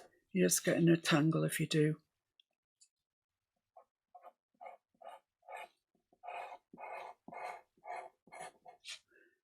I'll put these other 3 down there so I know I've selected them, but I'm not using them at the moment. There's a dark section, a very dark section in here. So let's pop that in. Save us trying to paint hair over an area where it's just too dark to see them.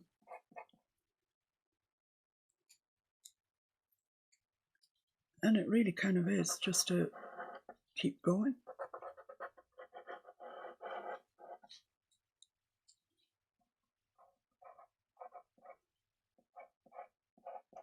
You want this line to be thick. It's just going to be to highlight the fact that that is there.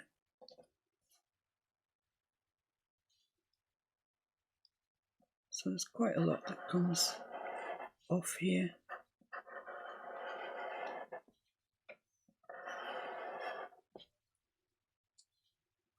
Don't do any more than 2 before you go back in with the brown, because you'll forget where you've put them. You really will. Particularly as you get further on, and it's getting thicker and thicker. You just can't see where they are.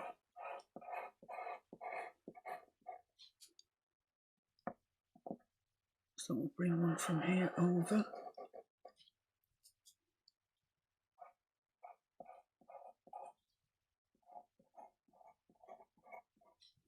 So you see, it's not the trauma that you thought it was going to be, really, is it? It's okay. You just have to keep going. It's just, another one of these things that I keep presenting you with, that you have to be really patient with. There's no way around it.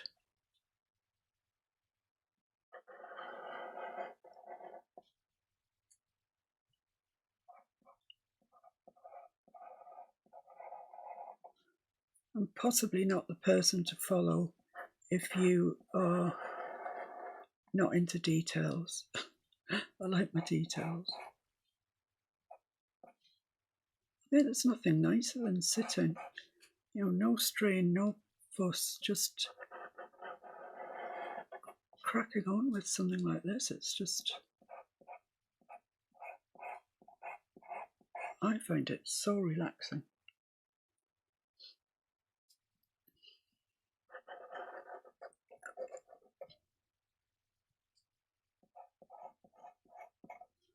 So try not to make them all go in the same way.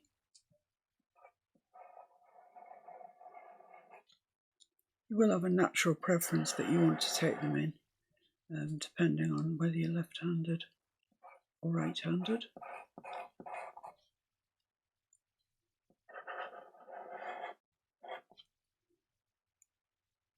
I can't see where that one ended up actually.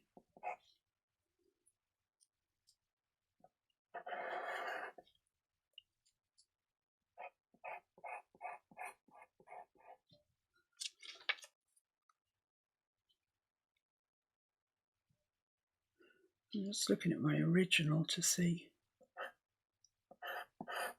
where I had all these colours.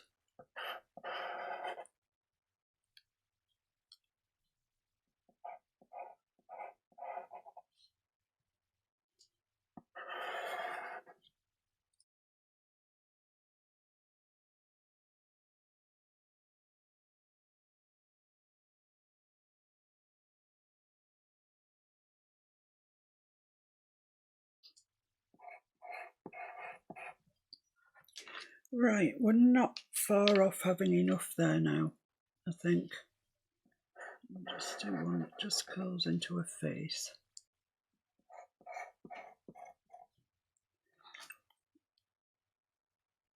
I don't think that's too bad at all. I think we're okay there. So I'm going to take slightly brighter orange and just put some random brightness in through it.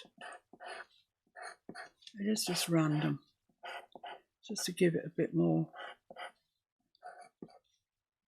interest, really.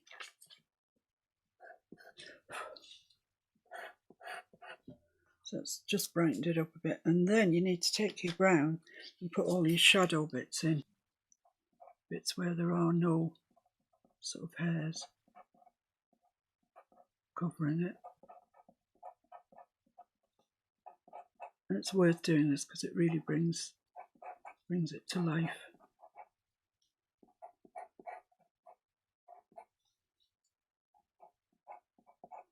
Some will just have the background colour behind them. That's fine.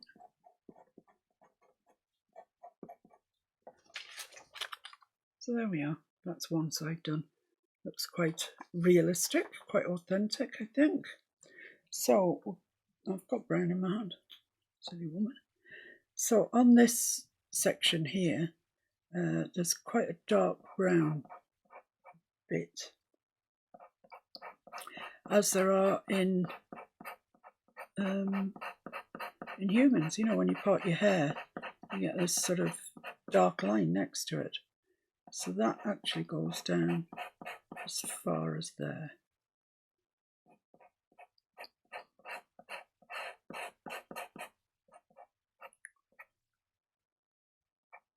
Comes up a little bit. And there is a dark line here where a fringe starts from.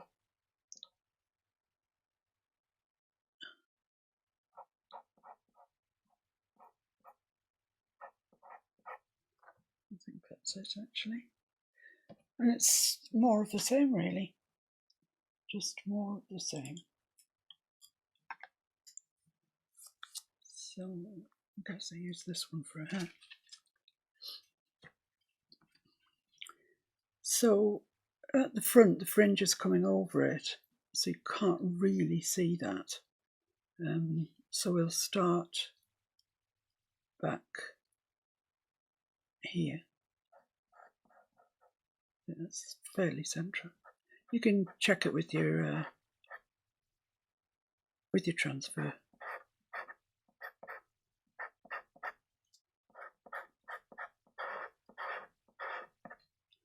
So keep. Oh, don't want that one. So keep adding your lines like we did before, just to separate them out.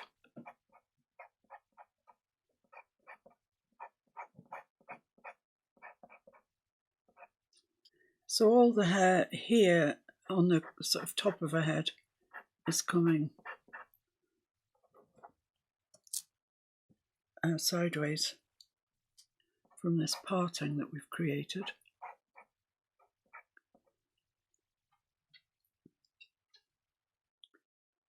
On the other side, it actually goes back for a little while, but all of this comes sideways down into that brown section, the dark shadowy bit. And the brown on this is as important as the red, really, because it shows up each. I was going to say each hair. I mean, it's each piece of yarn, but you know, it's her hair. I'm sure she's quite sensitive about it, as we all are.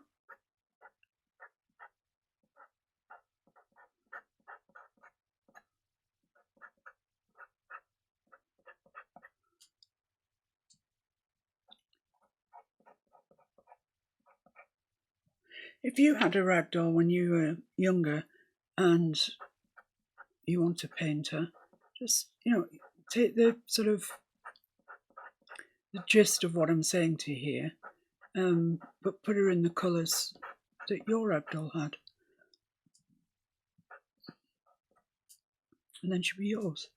You know, this one's got a stripy body, really, stripy legs and stripy hands, not hands, sleeves, etc.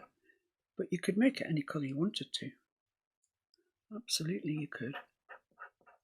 Or if you don't feel inclined to spend an hour putting stripes on it, let's make it one solid colour and make the stripes wider. Either way, it'll work. So this is kind of where the fringe starts coming over here, but there are still, I still feel like we ought to be putting something in here, just in case the fringe doesn't cover it all. From there it definitely does, so we're all right there. So just pop these in. Bit of demarcation between them. That's fine, I'm pleased with that. Just rub that in. One thing that we haven't done on that side is she seems to have a little sort of clip in her hair here, which is kind of pink and white. So I'll use a pink and a white. Makes sense. And it's just a sort of little, I guess it's a flower or something, I'm not sure. really what it is, but we'll just put something in for her. That's obviously what she wanted to wear this morning, so that's fair enough.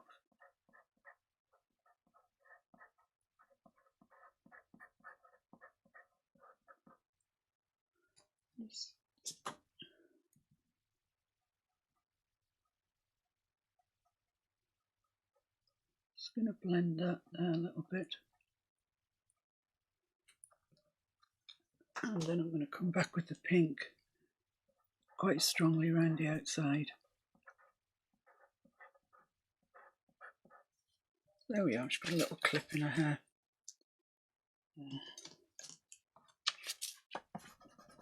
Excellent.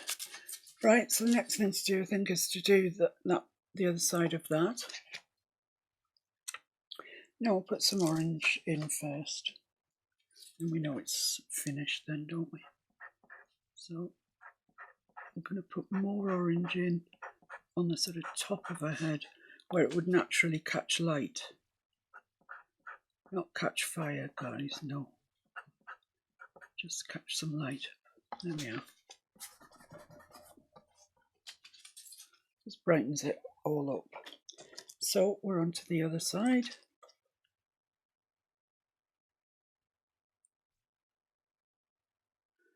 Actually, I'm going to bring some more down here. I'm not sure I like that very much.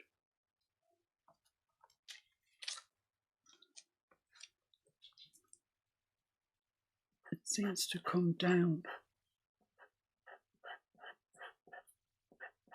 to there, which I've missed out.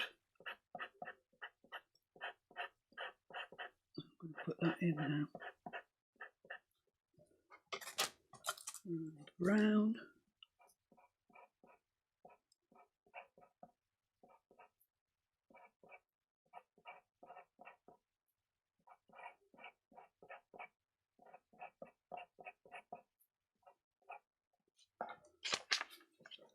A bit of orange.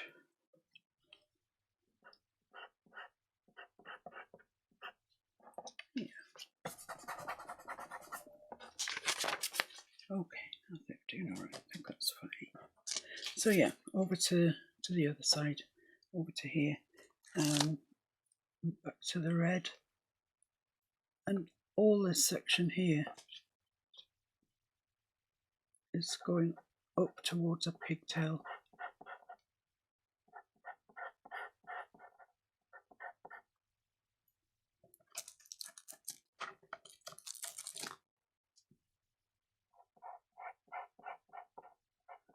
And hair does take a bit of time to fiddle with, I appreciate that. And actually a fairly solid brown line up there. About there as far as we can see it. Yeah, I do appreciate that it takes time, this. But you know, when you look at it, first off, it's bound to take time. You know, it just is. You can tell it's got details in it, and it's going to be time consuming. But at the end of it, you get something that's really lovely. So I guess you can bish bash bosh this if you really want. Well, why? When you could have a looking so nice.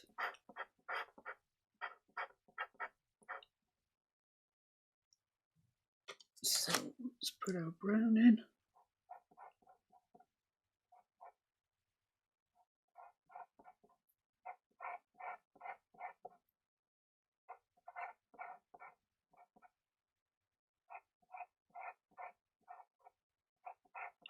There's this sort of negative painting. We're putting the dark colour in to highlight and to distinguish the brighter colour. So it's a kind of negative painting, really. And then these bits here come down to the centre.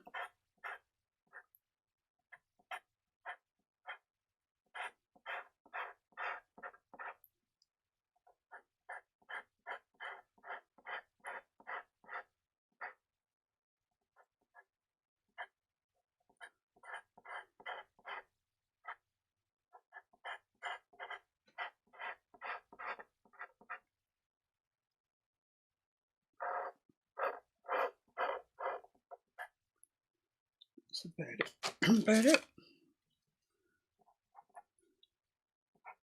Pop the brown in.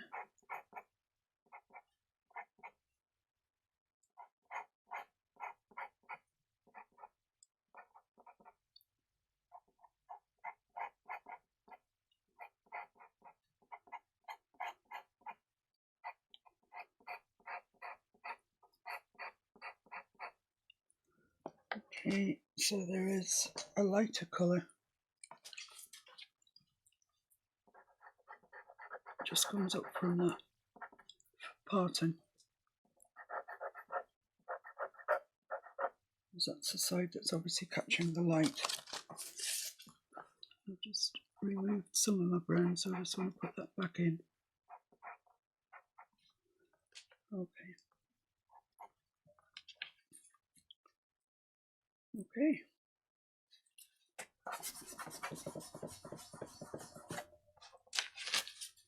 Needs a little bit of orange in it.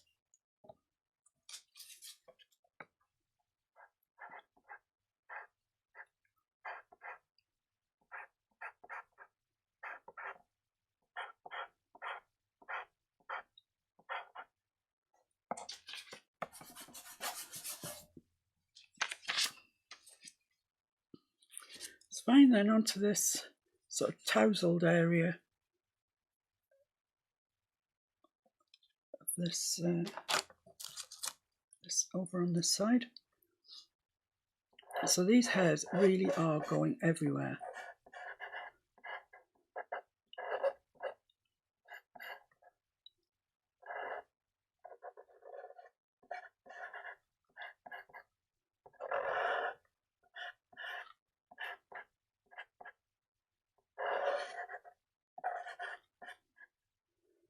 Let's put the brown on those before we start to lose where we're at.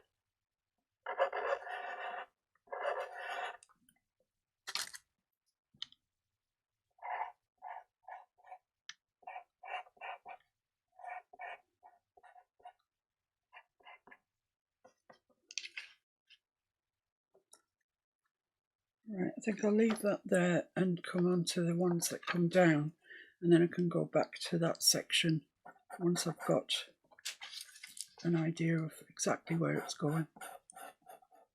So this is kind of the first one that comes down. It comes down beyond a dress.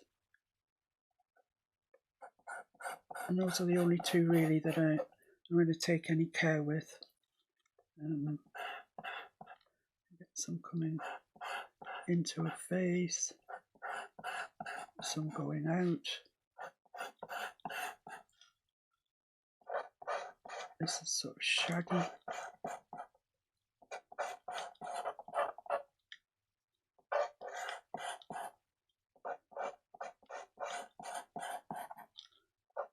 So just do whatever you feel is appropriate.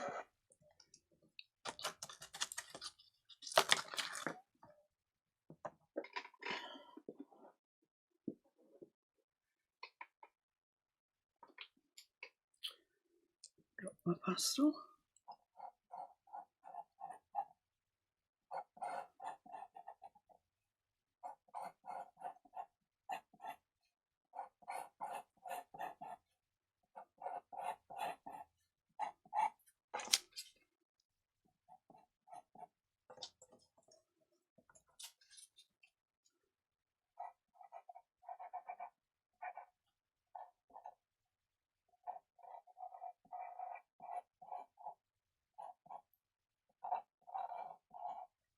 So it's just getting a little bit blunt, this brown. I'm just going to have to sharpen it.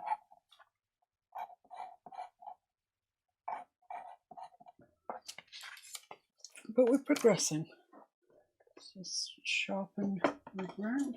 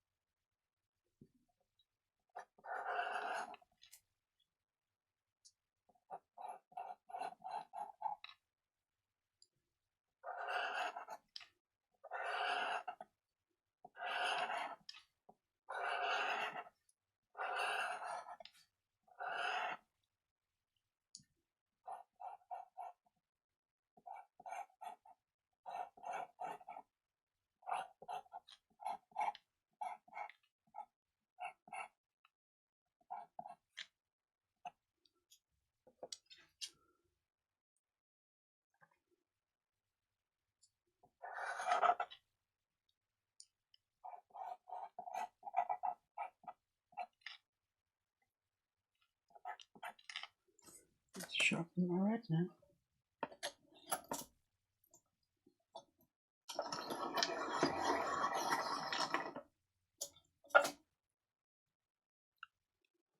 So where are we then? Let's have a look. See what we're about. We're about there really. So let's take brown then, fill in the shadows.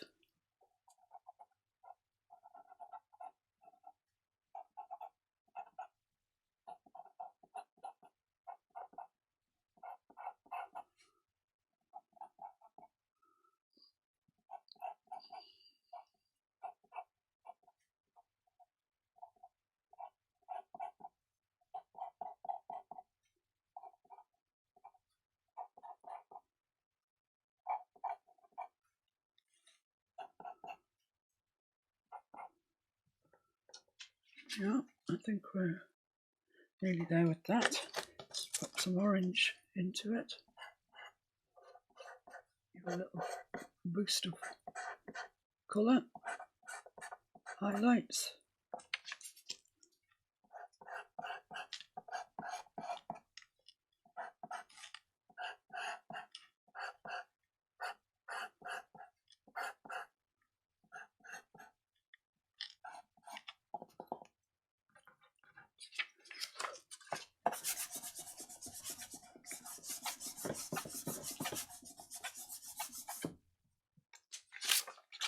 There we are, it's beginning to look more like a ragdoll every minute. Just a couple here that I've just missed out with the brown and just look a bit obvious to me. So yeah, there we go. Right, so now onto a fringe. So we're using the red again, paying a bit more attention to the photograph. There is actually some dark brown, so let's pop that in first, give us a base to work from. Along there, a little bit along there, and then this bit here. She goes up into that hair there. Okay, that's fine. So she's got some that's coming down here right to her eye. And there's quite a few of them and they're all together. Let's put them on and then just put the brown in.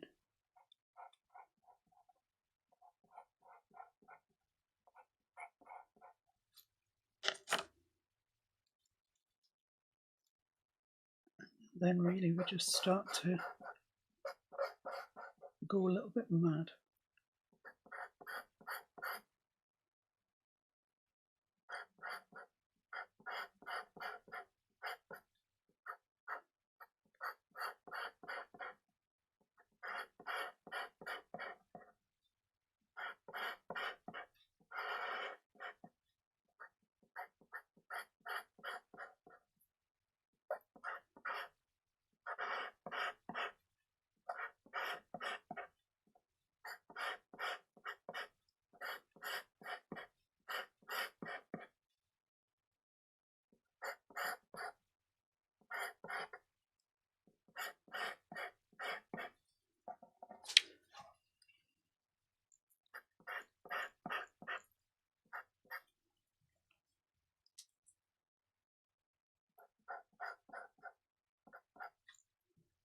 Right, okay. Let's put the brown in and see where we're up to with her. It's hard to tell really until you get these lines in. Where you need to be, what else she needs.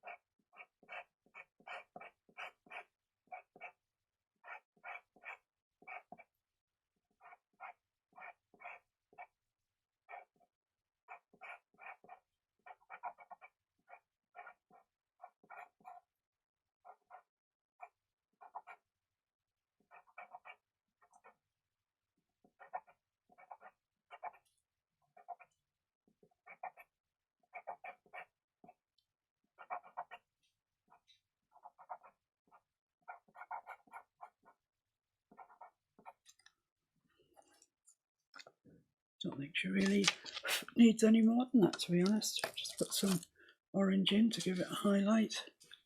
So I guess the thing about the hair is, be brave. Be brave. Because I don't see a way really that you can go wrong. Famous last words, but I don't really. So there we are, there's a little fringe and a hair all put in. Oh, forgotten this bit up here. That's no good, can't be doing that.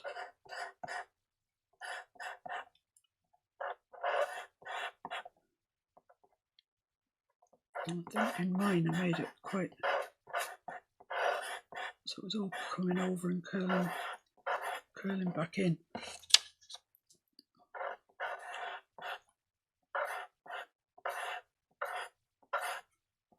Pretty much like that. So you really have got to put these shadow regions in, regions where there's sort of no immediate hair. It's important on this section, because otherwise you won't see them very well.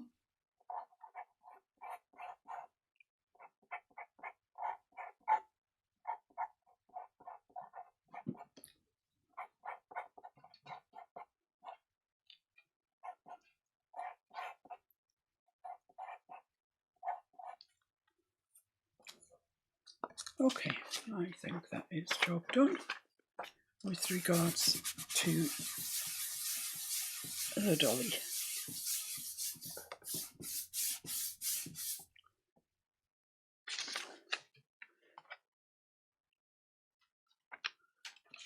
Put slightly more brown in a fringe.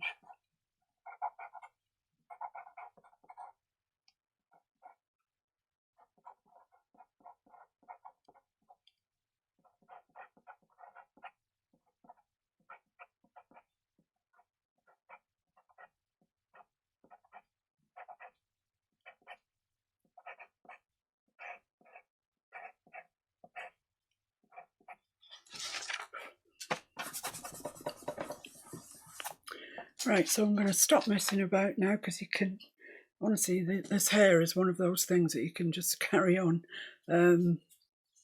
forever and ever, putting more and more details in. But I like her as she is, so I'm going to leave her and call her done, unless I pretty much see anything else that's really offending my eye. I'm going to go away now, I'm going to have a drink, and I'm going to come back and look at her and see if she looks all right to me. So I'll catch you after, and I recommend you have a drink too.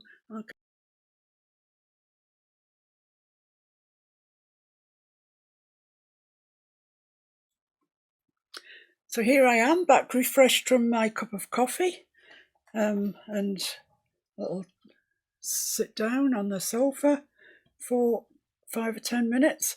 Right, we've got our doll done. She's looking good. I've got the background done, so the only remaining thing to crack on with are these two cutest of little teddy bears hugging each other. So we need to work out really which is which, who's who, what arm belongs to who, etc. There's just a little bit missing in my when I transferred it on, so I'll just put that in now. That's his arm, and this is the little Ted's arm here. It comes down to there. Not quite that far. There we are. So that's, no, that's not right. This comes to here and that goes straight along. And that's the top of his arm there. Okay, right. So need to select some colours. That's always the first job. Select your colours and then you've got them out ready to use. So if we do the large Ted first, then he's a kind of lighter brown, honey coloured bear. So we'll use that one.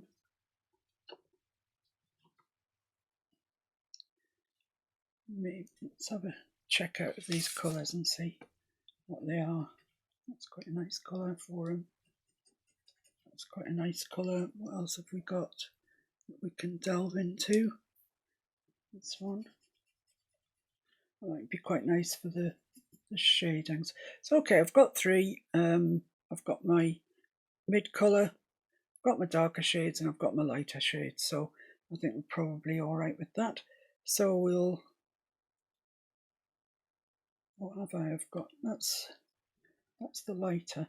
I've got a lighter and two darkers here, so that's not really what I want. I want a lighter one than these.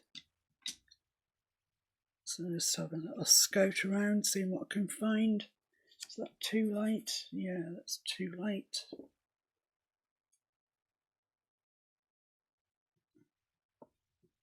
What about that one? It's the wrong sort of brown.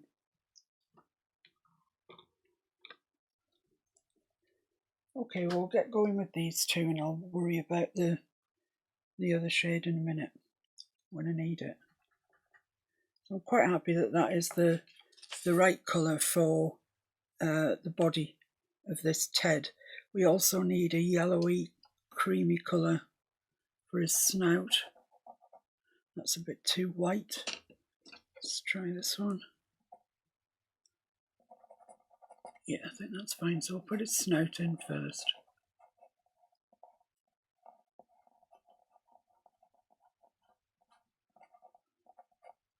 Just to get us going with it.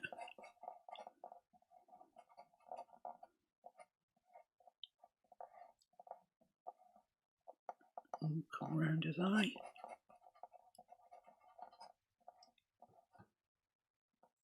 And it goes round to here.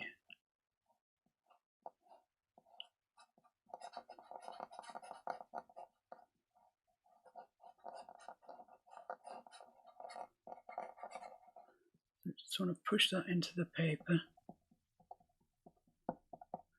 and blend it in so it's really down into the tooth of the paper. I obviously had some red on there and I didn't clean it off. So it's transferred it onto this bear's snout.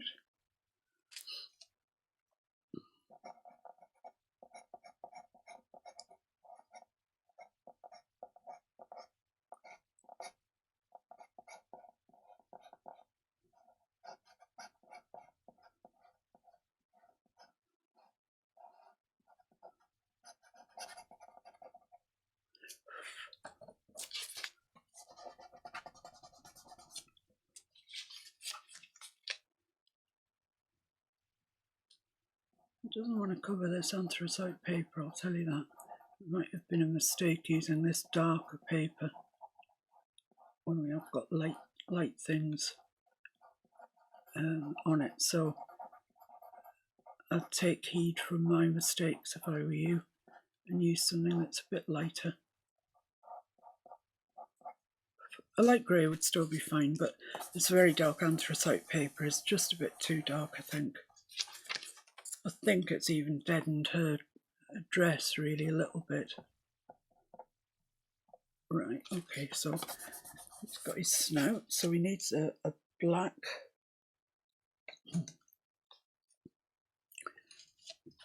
bit here on his nose. So go over the transfer lines.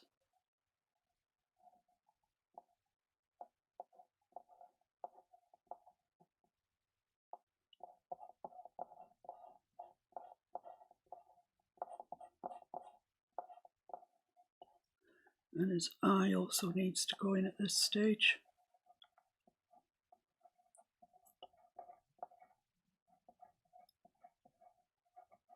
It's a nice circular eye. And he's got a ring of brown around it, quite lightish brown.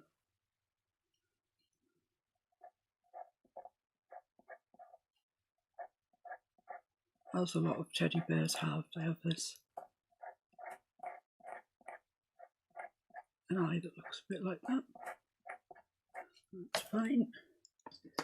Right then, so with a brown in my hand again, I'm just going to mark in where the shadow is in his ear.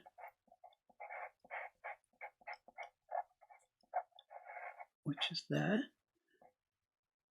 And it comes down like that, where it's sort of sewn on. There's a darkish bit at the top where his other ear is sewn on too, and there's a darkish bit there under his snout. It's really quite dark, that section. And that's black, and that's associated with the little bear. But they do come as a pair, so let's shade that in quite lightly with that brown. Where else can we see to shade? Just under his head here.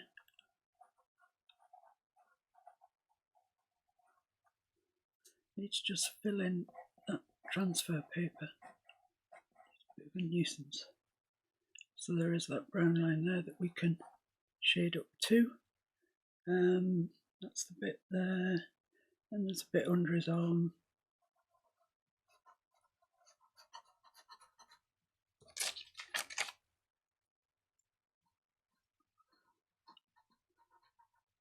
And it comes up round little Ted's foot and around little Ted's foot.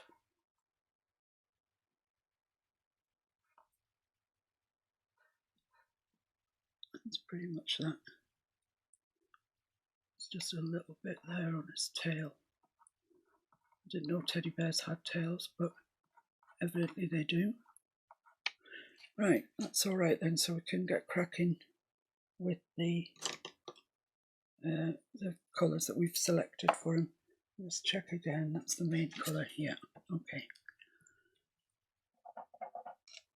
Actually, there's a really light bit on top of his head that I've just noticed.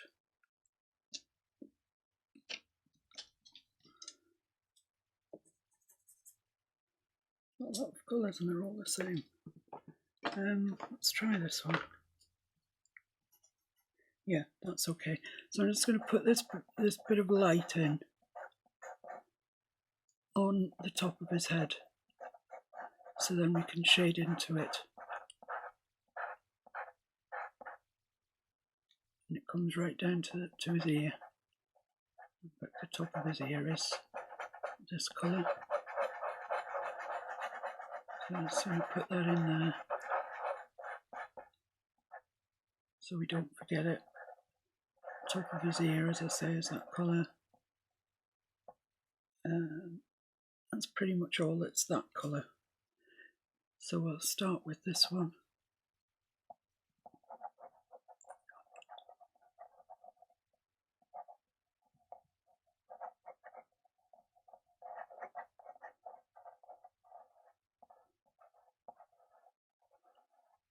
Going over the light shade that we've just put on, which is going to give us a nice blend.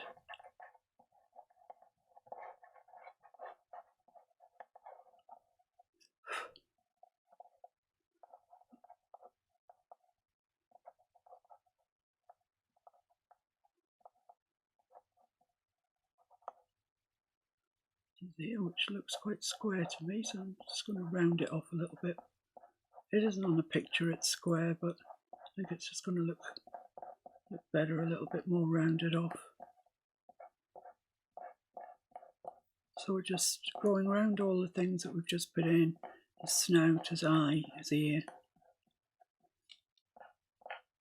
Just being careful to cover up those tracing marks,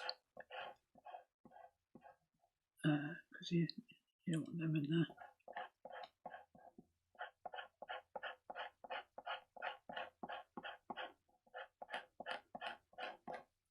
So I'm laying down a fair bit of pastel here for our first layer.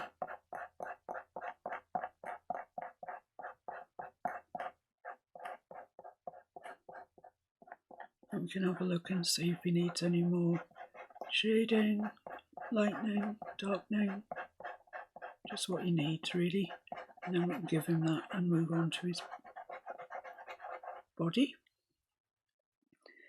Okay, so here's my blending tool of choice.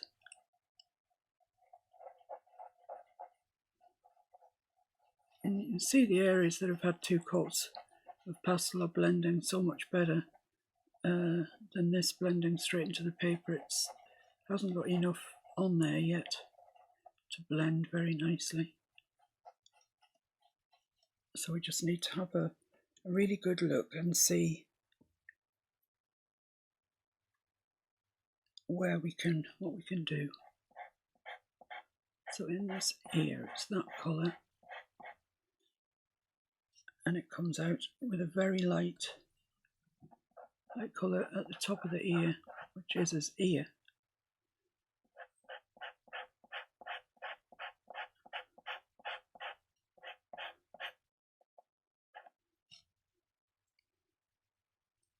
It goes down to a dark colour down here.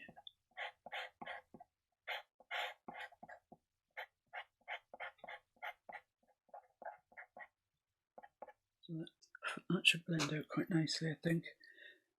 I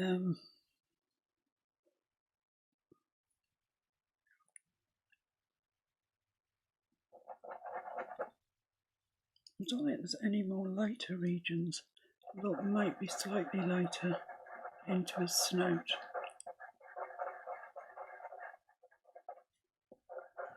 And along here maybe, just to get the 3D-ness, if you like, of the TED.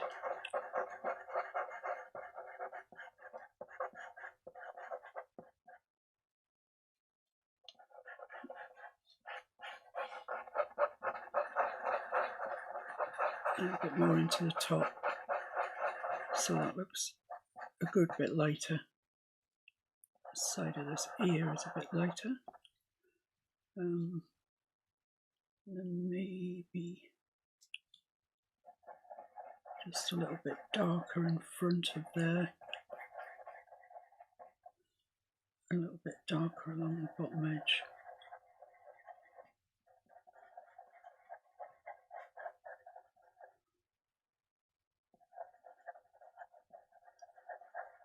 Up into there. Okay, so I'm just going to try and blend this with my finger as much as I can.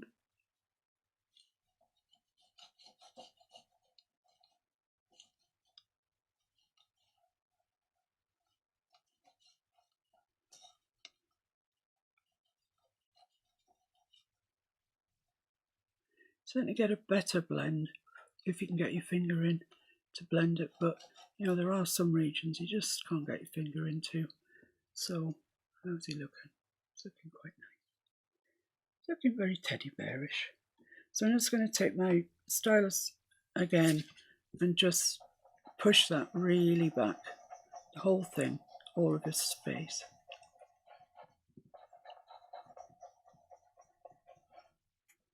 Let's have a look.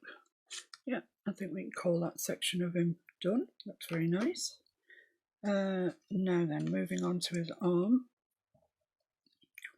Here, it's a lighter section along the top,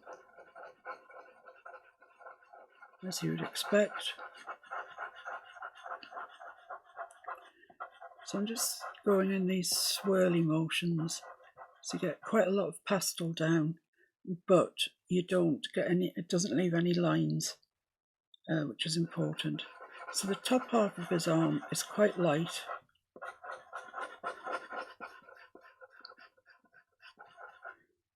And the bottom part of his arm has a slightly darker cast to it.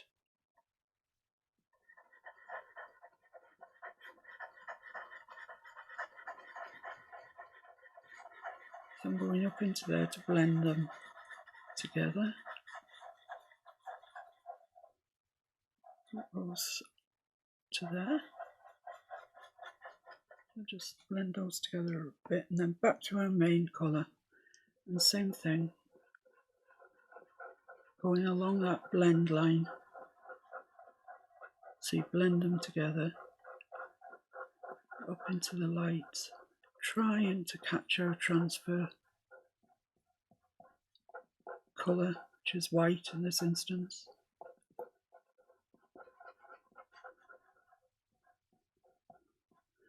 And then down from there, down through into the darker colour, the shadow.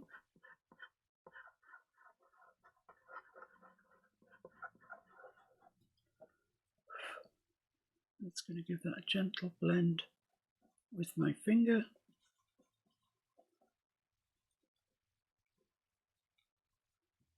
Yeah, that's blended nice. You've got to lighten it up. Can't ask for more than that. So moving down to his body, where have we got what's light and what's dark? Well, under his arm is a shadow. So we'll pop that in. Right up into that brown that we put in, but leave a mark, leave a little bit of that brown sat there.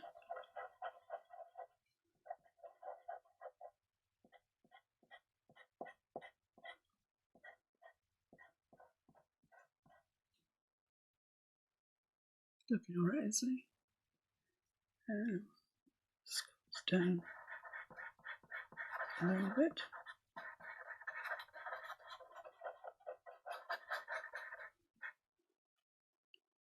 And then we move on to, there's some sort of highlights here at the back of him. You have to sort of squint your eyes when you're doing this, so to see exactly where's light and where's dark.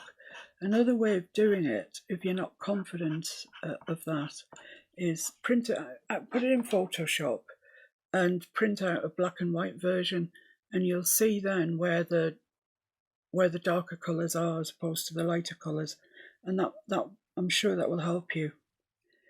Got to put in a mark where his leg is, so it's right from where that little Ted over to there, I think. No, it's little Ted's foot. That's right from there. Oh, that's right. I thought it was his tail. It's just in the shelf. So yeah, it's up a little bit from that. So that's it. That's his leg. So as we come down into his leg, down the front here, there's a little bit of darkness because it goes in for his leg. It's not much.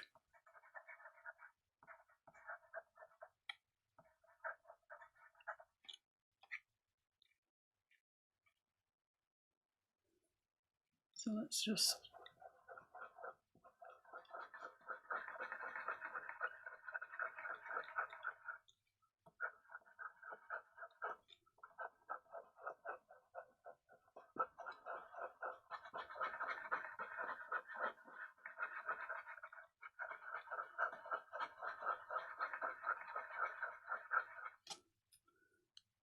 push this back, blend it in.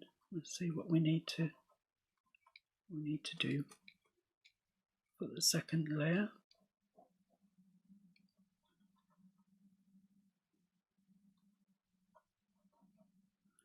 Okay, so I mean, we're getting a shading correct. I'm pretty sure of that. That's as light as it wants to be. I think there's a section up here on his arm that needs to be just a little bit lighter. I'm just going to smudge that in there. That's blended in nicely. Yeah, that looks better, I think. If you see me looking off this way, it's because I'm looking at the monitor, and then I get to see what you get to see, because I'm literally 6 inches away from this, which is not, it's not the place where anybody would view a picture. So it's good to have it on the screen. I can just look over there and I can see what you can see. And I can actually see that, for once, you can see the shading on the bear, because very often I'm banging on about this shaping or that shadowing or whatever, and you can't see anything. So for once you actually can, which is great.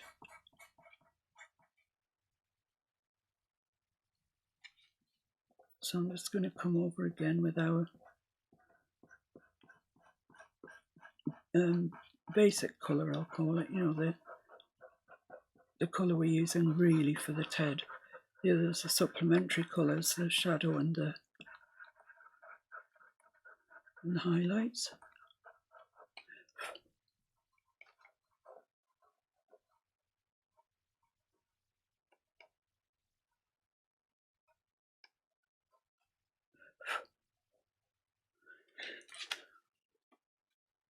Okay, so now we just really have this leg to do, and then he's done. So starting up here, there's a bit of dark.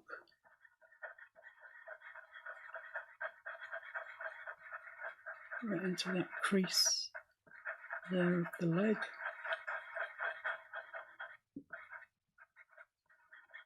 See, these ones that I've put on latterly have been pastel, and they just get absorbed into the painting,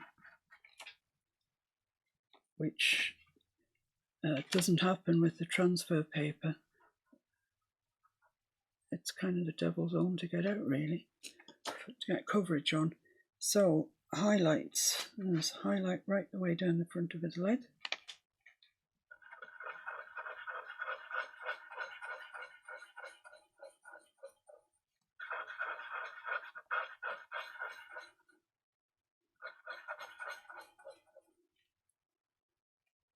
Shadows, there's a little bit of a shadow, but it's not much.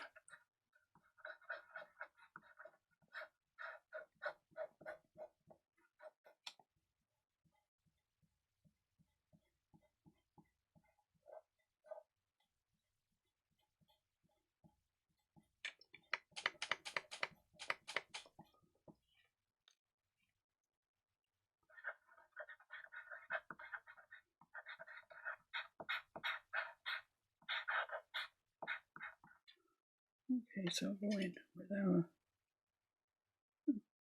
main colour. Go and do Lally.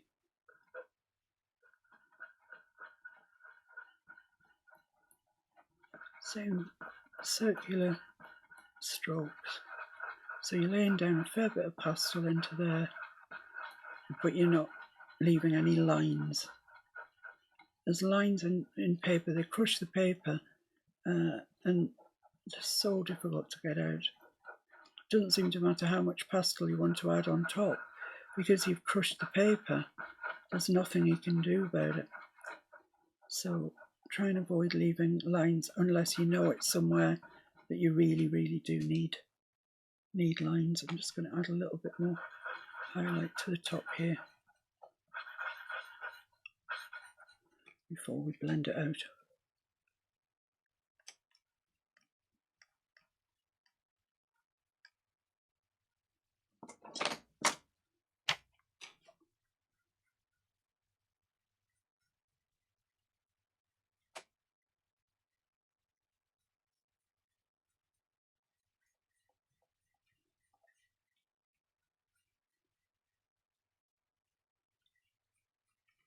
Okay, so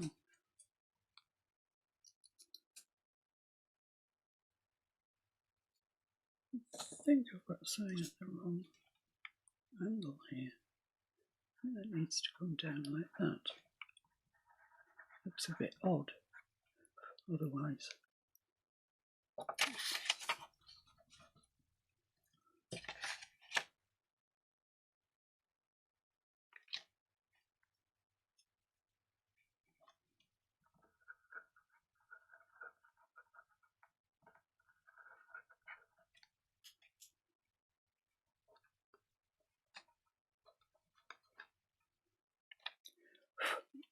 Okay, so I'm quite happy with him. Sealy spate.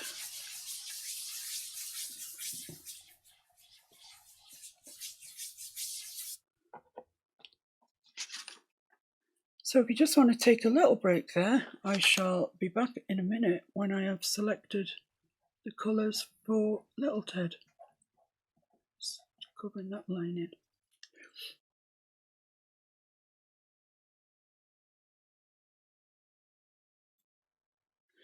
Right, so I've been looking at this, and I did mention when I was drawing it, I don't recall teddy bears having tails.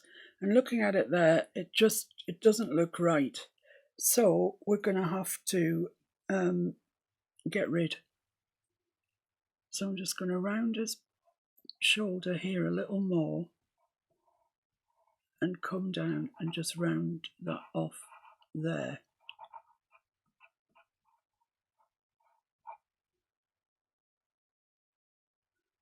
I think that's right. I might give him a bit more of a small of the back. Yeah, okay. So I'm just gonna put some brown in there for a shade it in.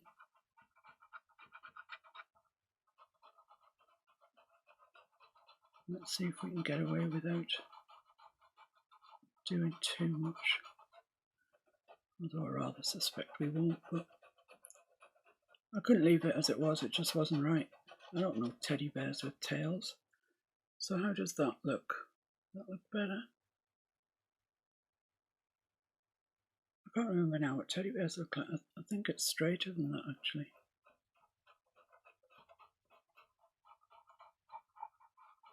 Yeah, I think that's better. Right, so the challenge now is to find the block that made this colour. And I'm always telling you, leave your blocks out so you know what you're doing. But I've put it away. So I'm hoping this pencil will be something like the right sort of colour. Yeah, I think that's okay. I couldn't get away with that. Don't mind leaving a little bit of brown around him. A sort of shadow of himself. But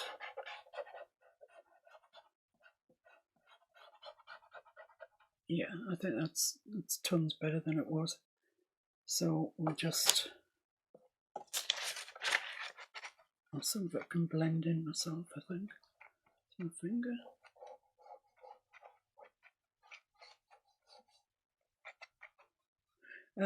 The reference picture that is attached to this will have the line drawing that's attached to this will be this image. It won't be the one that's off the photograph. I'll make sure that you get the proper one.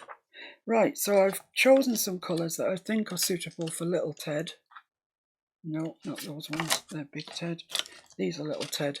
And they're just an array of slightly more orangey colours, really. You see them there? Because we want a bit of a distinction between them. So let's have a look at Little Ted's head. Little Ted's head, and see where the highlights are for him. Certainly on top of this ear. It's very light. Across the top of his head.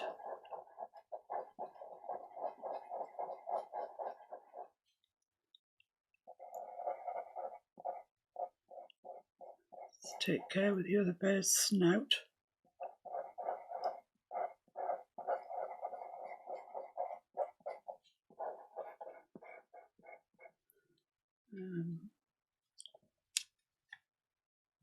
Goes quite light there. Down onto the other Ted. And there's an area of black that I've just discovered that separates the two.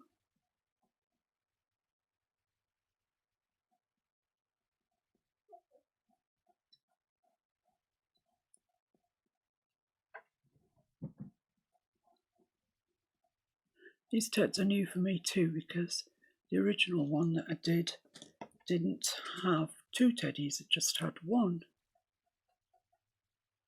I just thought it might look a bit nicer with two. So that's that very dark area where the Little Ted's sitting up against the Big Ted. I'm just going to put his eyes in now, which are same as the other one. They're black in the centre, much smaller than Big Ted, and they have a brown ring around them. It's a lighter brown, it's this brown. It's ombre colour really. Goes around the black pupil.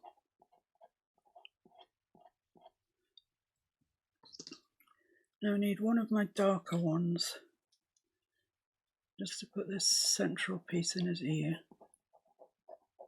I'm probably going to have to come back and reinstate that, but that's fine. It gets it going.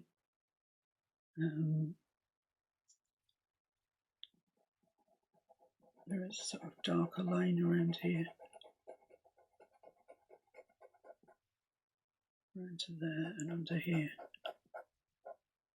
This is a really good one for getting you to look at what you've got and what you need to do.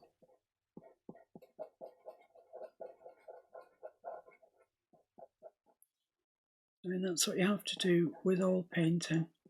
You really have to observe very closely and override what your eyes are telling you, because sometimes you look at things and your eyes have guessed before they've actually seen everything that it's, you know, a tree or it's brown in there or whatever. You've glanced at it and your brain fills in the sort of medium, makes sense of it for you, if you like.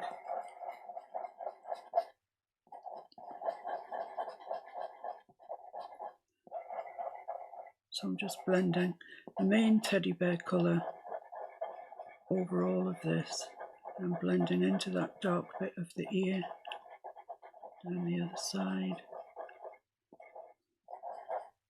Let's take care when we come to this bit next to Big Ted.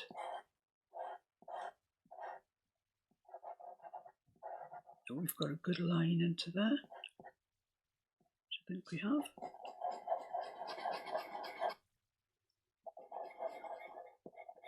So now I'm going over the darker section.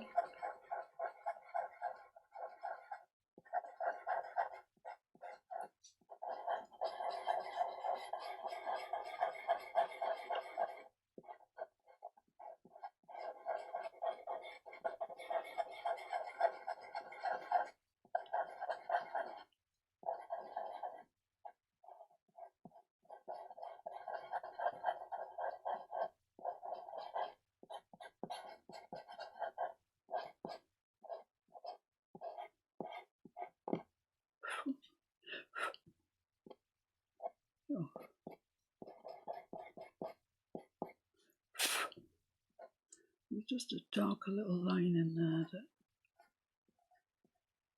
I don't want that dark. Okay, so let's just see what we can achieve with our finger.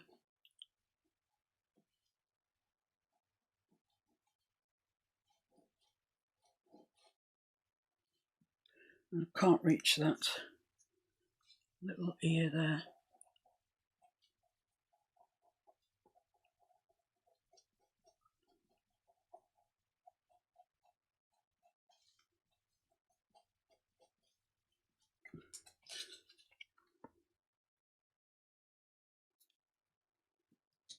So, right, let's just be a bit more thoughtful about where our shadows are going.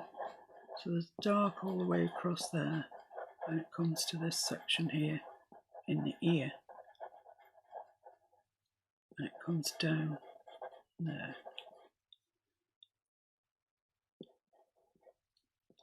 and it comes down like that, and then we have got this very bright section here.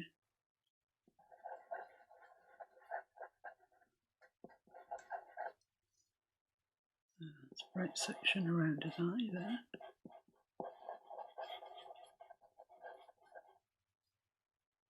And the darker section down this way.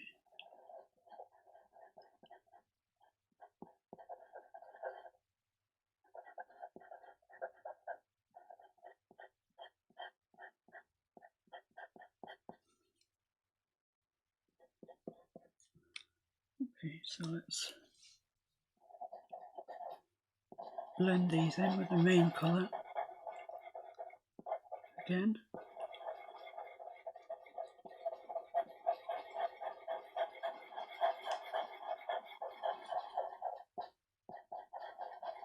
Just blend it over his ear again, which I didn't mean to do. But that's life, doing it now.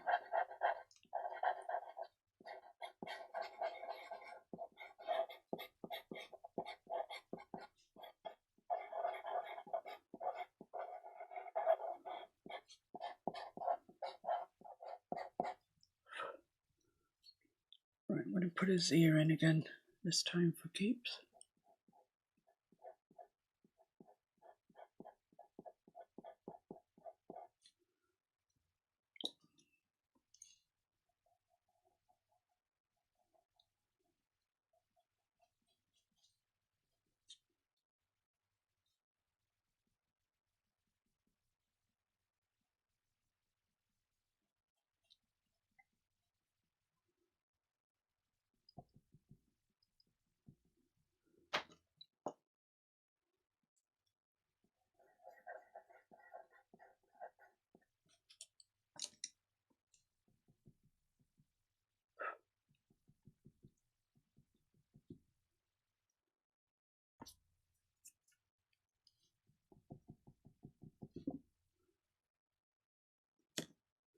So put that in with brown.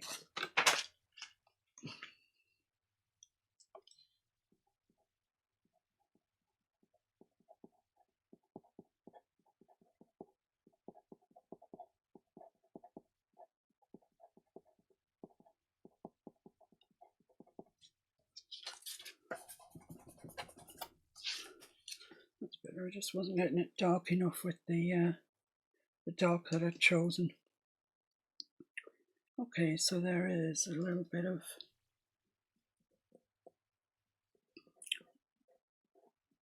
darker shadow under his head, as you'd expect.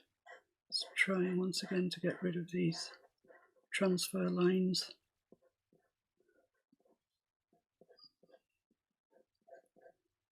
I'm really going to have to look at a new way of transferring images. It's getting rid of the lines, it's getting to be a bit of a pain. I'm just going to put the regular teddy colour over the top.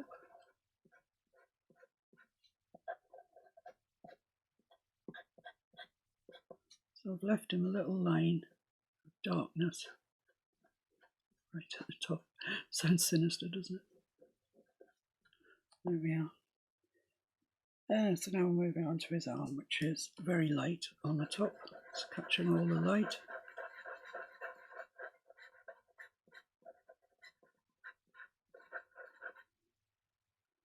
And it sort of goes under the other teddy's arm.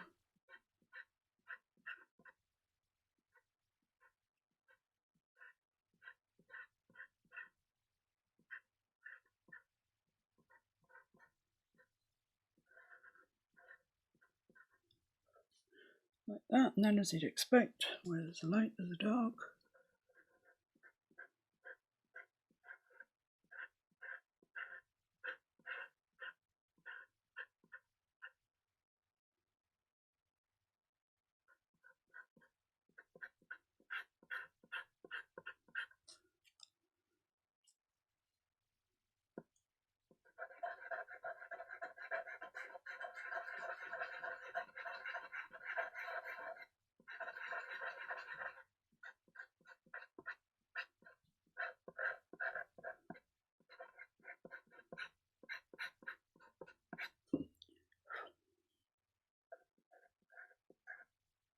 I think it should be shaped like that actually.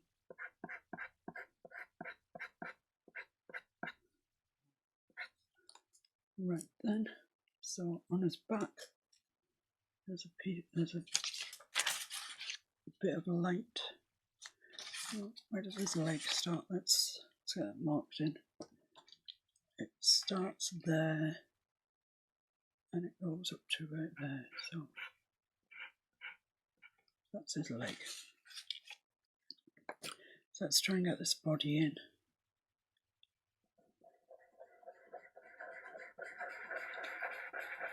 Nice and light up there, just on the edge.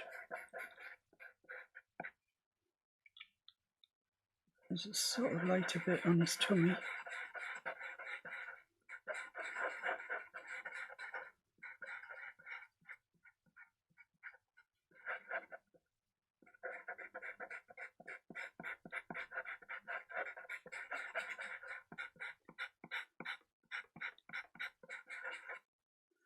And then it goes dark in here.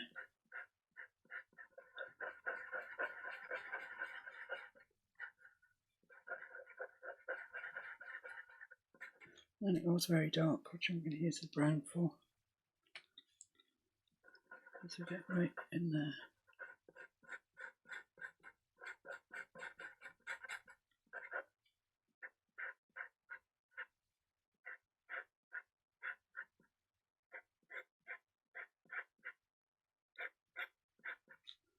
Just detailing that, it's going to have to sharpen these pencils.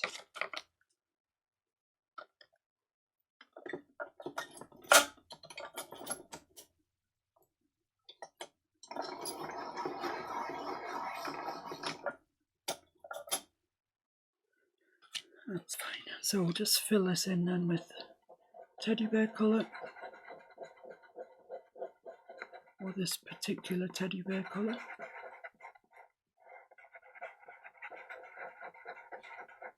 So it all blends together,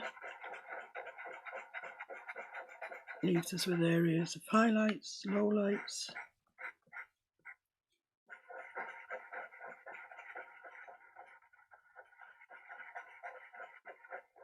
That's nice, that section there.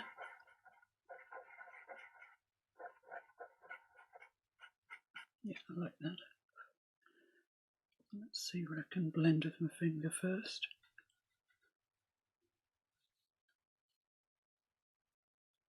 Yeah, that looks nice.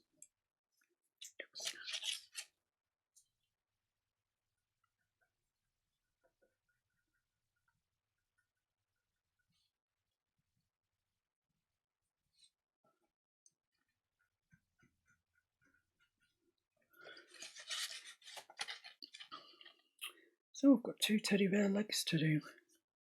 Well, one's a foot really, and it's pretty bright, so I use this colour for it.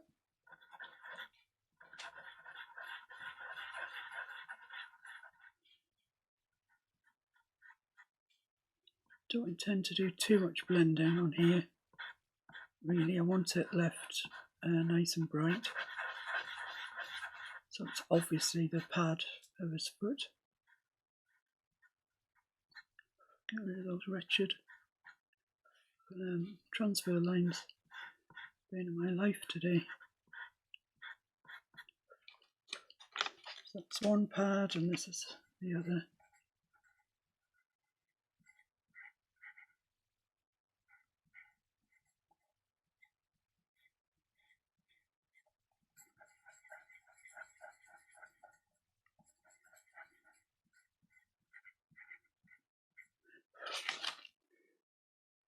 So the only other thing that these have on them is just a tiny little bit of black. This is a sort of central area. It's just got little sort of seams coming out from it. And the same on this one.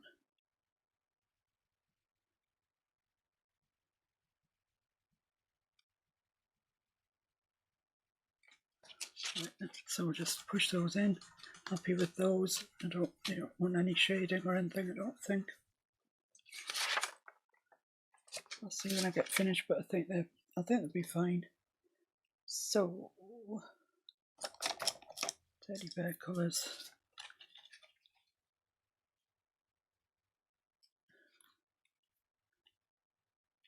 I'm just gonna go. No, I'm not. I nearly did.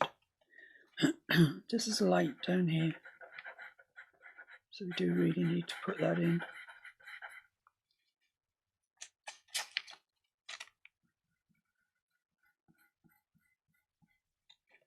And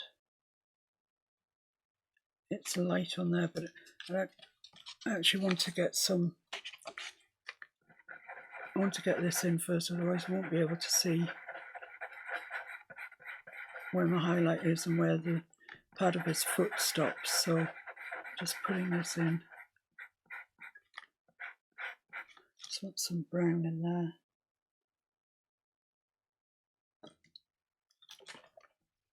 Just to mark where his leg starts.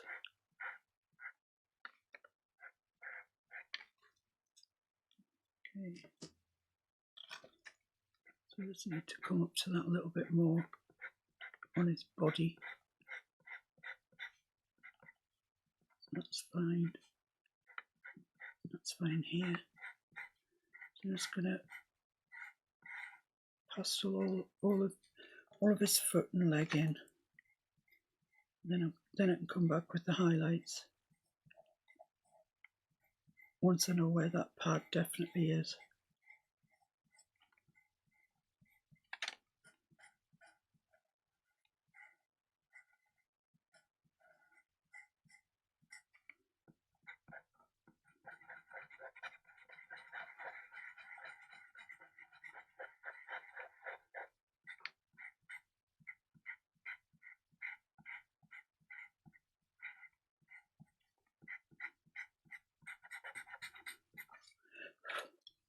Okay, so now in with the light, which comes down this side.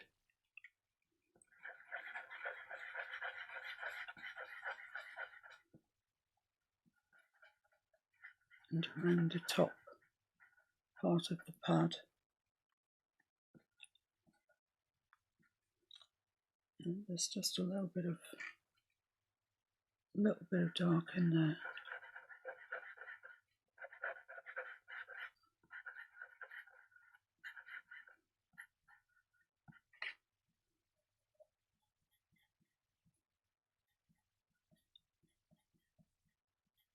Yeah, that's good. So back in with a teddy bear colour again.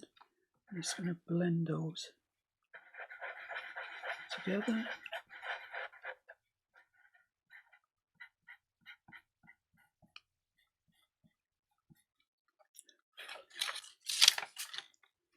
Needs a little bit more blend in there.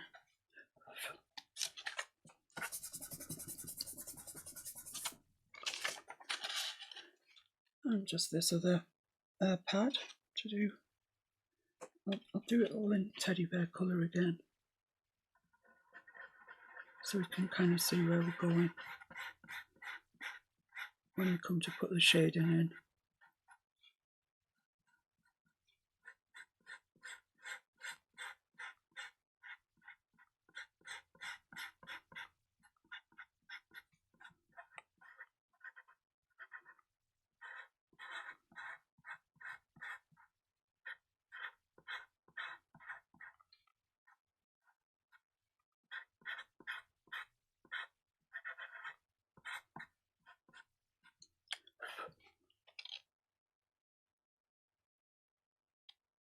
So it's going with some lights right around there.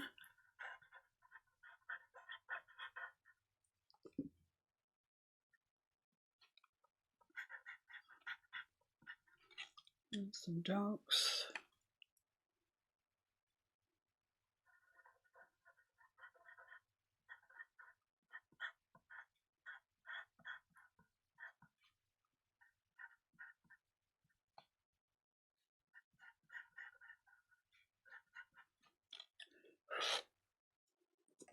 Blending tool.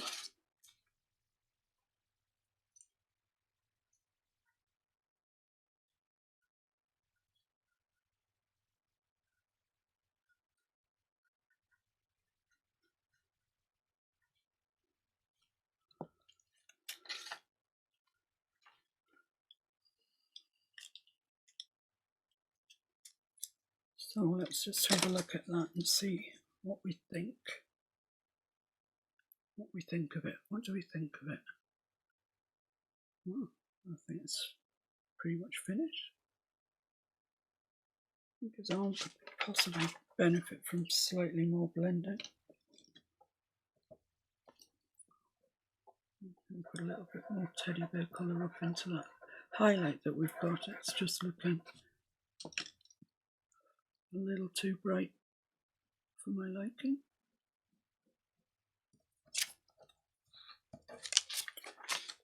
Okay, ladies and gents, there we have it. That's our picture that we started with, our photo reference, and there's our picture that we finished with.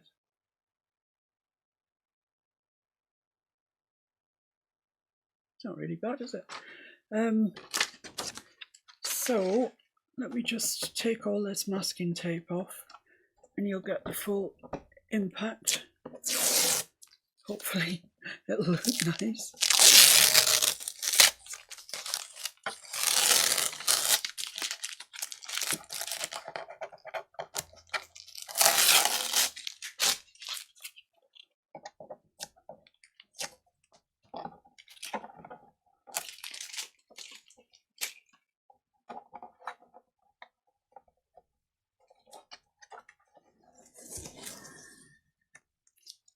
So there we are. What do you think? What do you think, Mr. Fix-It? I think it was great. I'd love a teddy like that. Would you? I'd love a ragdoll like that. Yeah, okay, job done. Let's move along. Thank you for joining me here on Patreon. I really, really do appreciate your support. It enables me to put out free videos on both YouTube and my Facebook page. So I'm grateful to you, and I'm sure so are, well, I hope so are the people who watch the free videos on YouTube. And I'll see you very shortly with another exclusive video.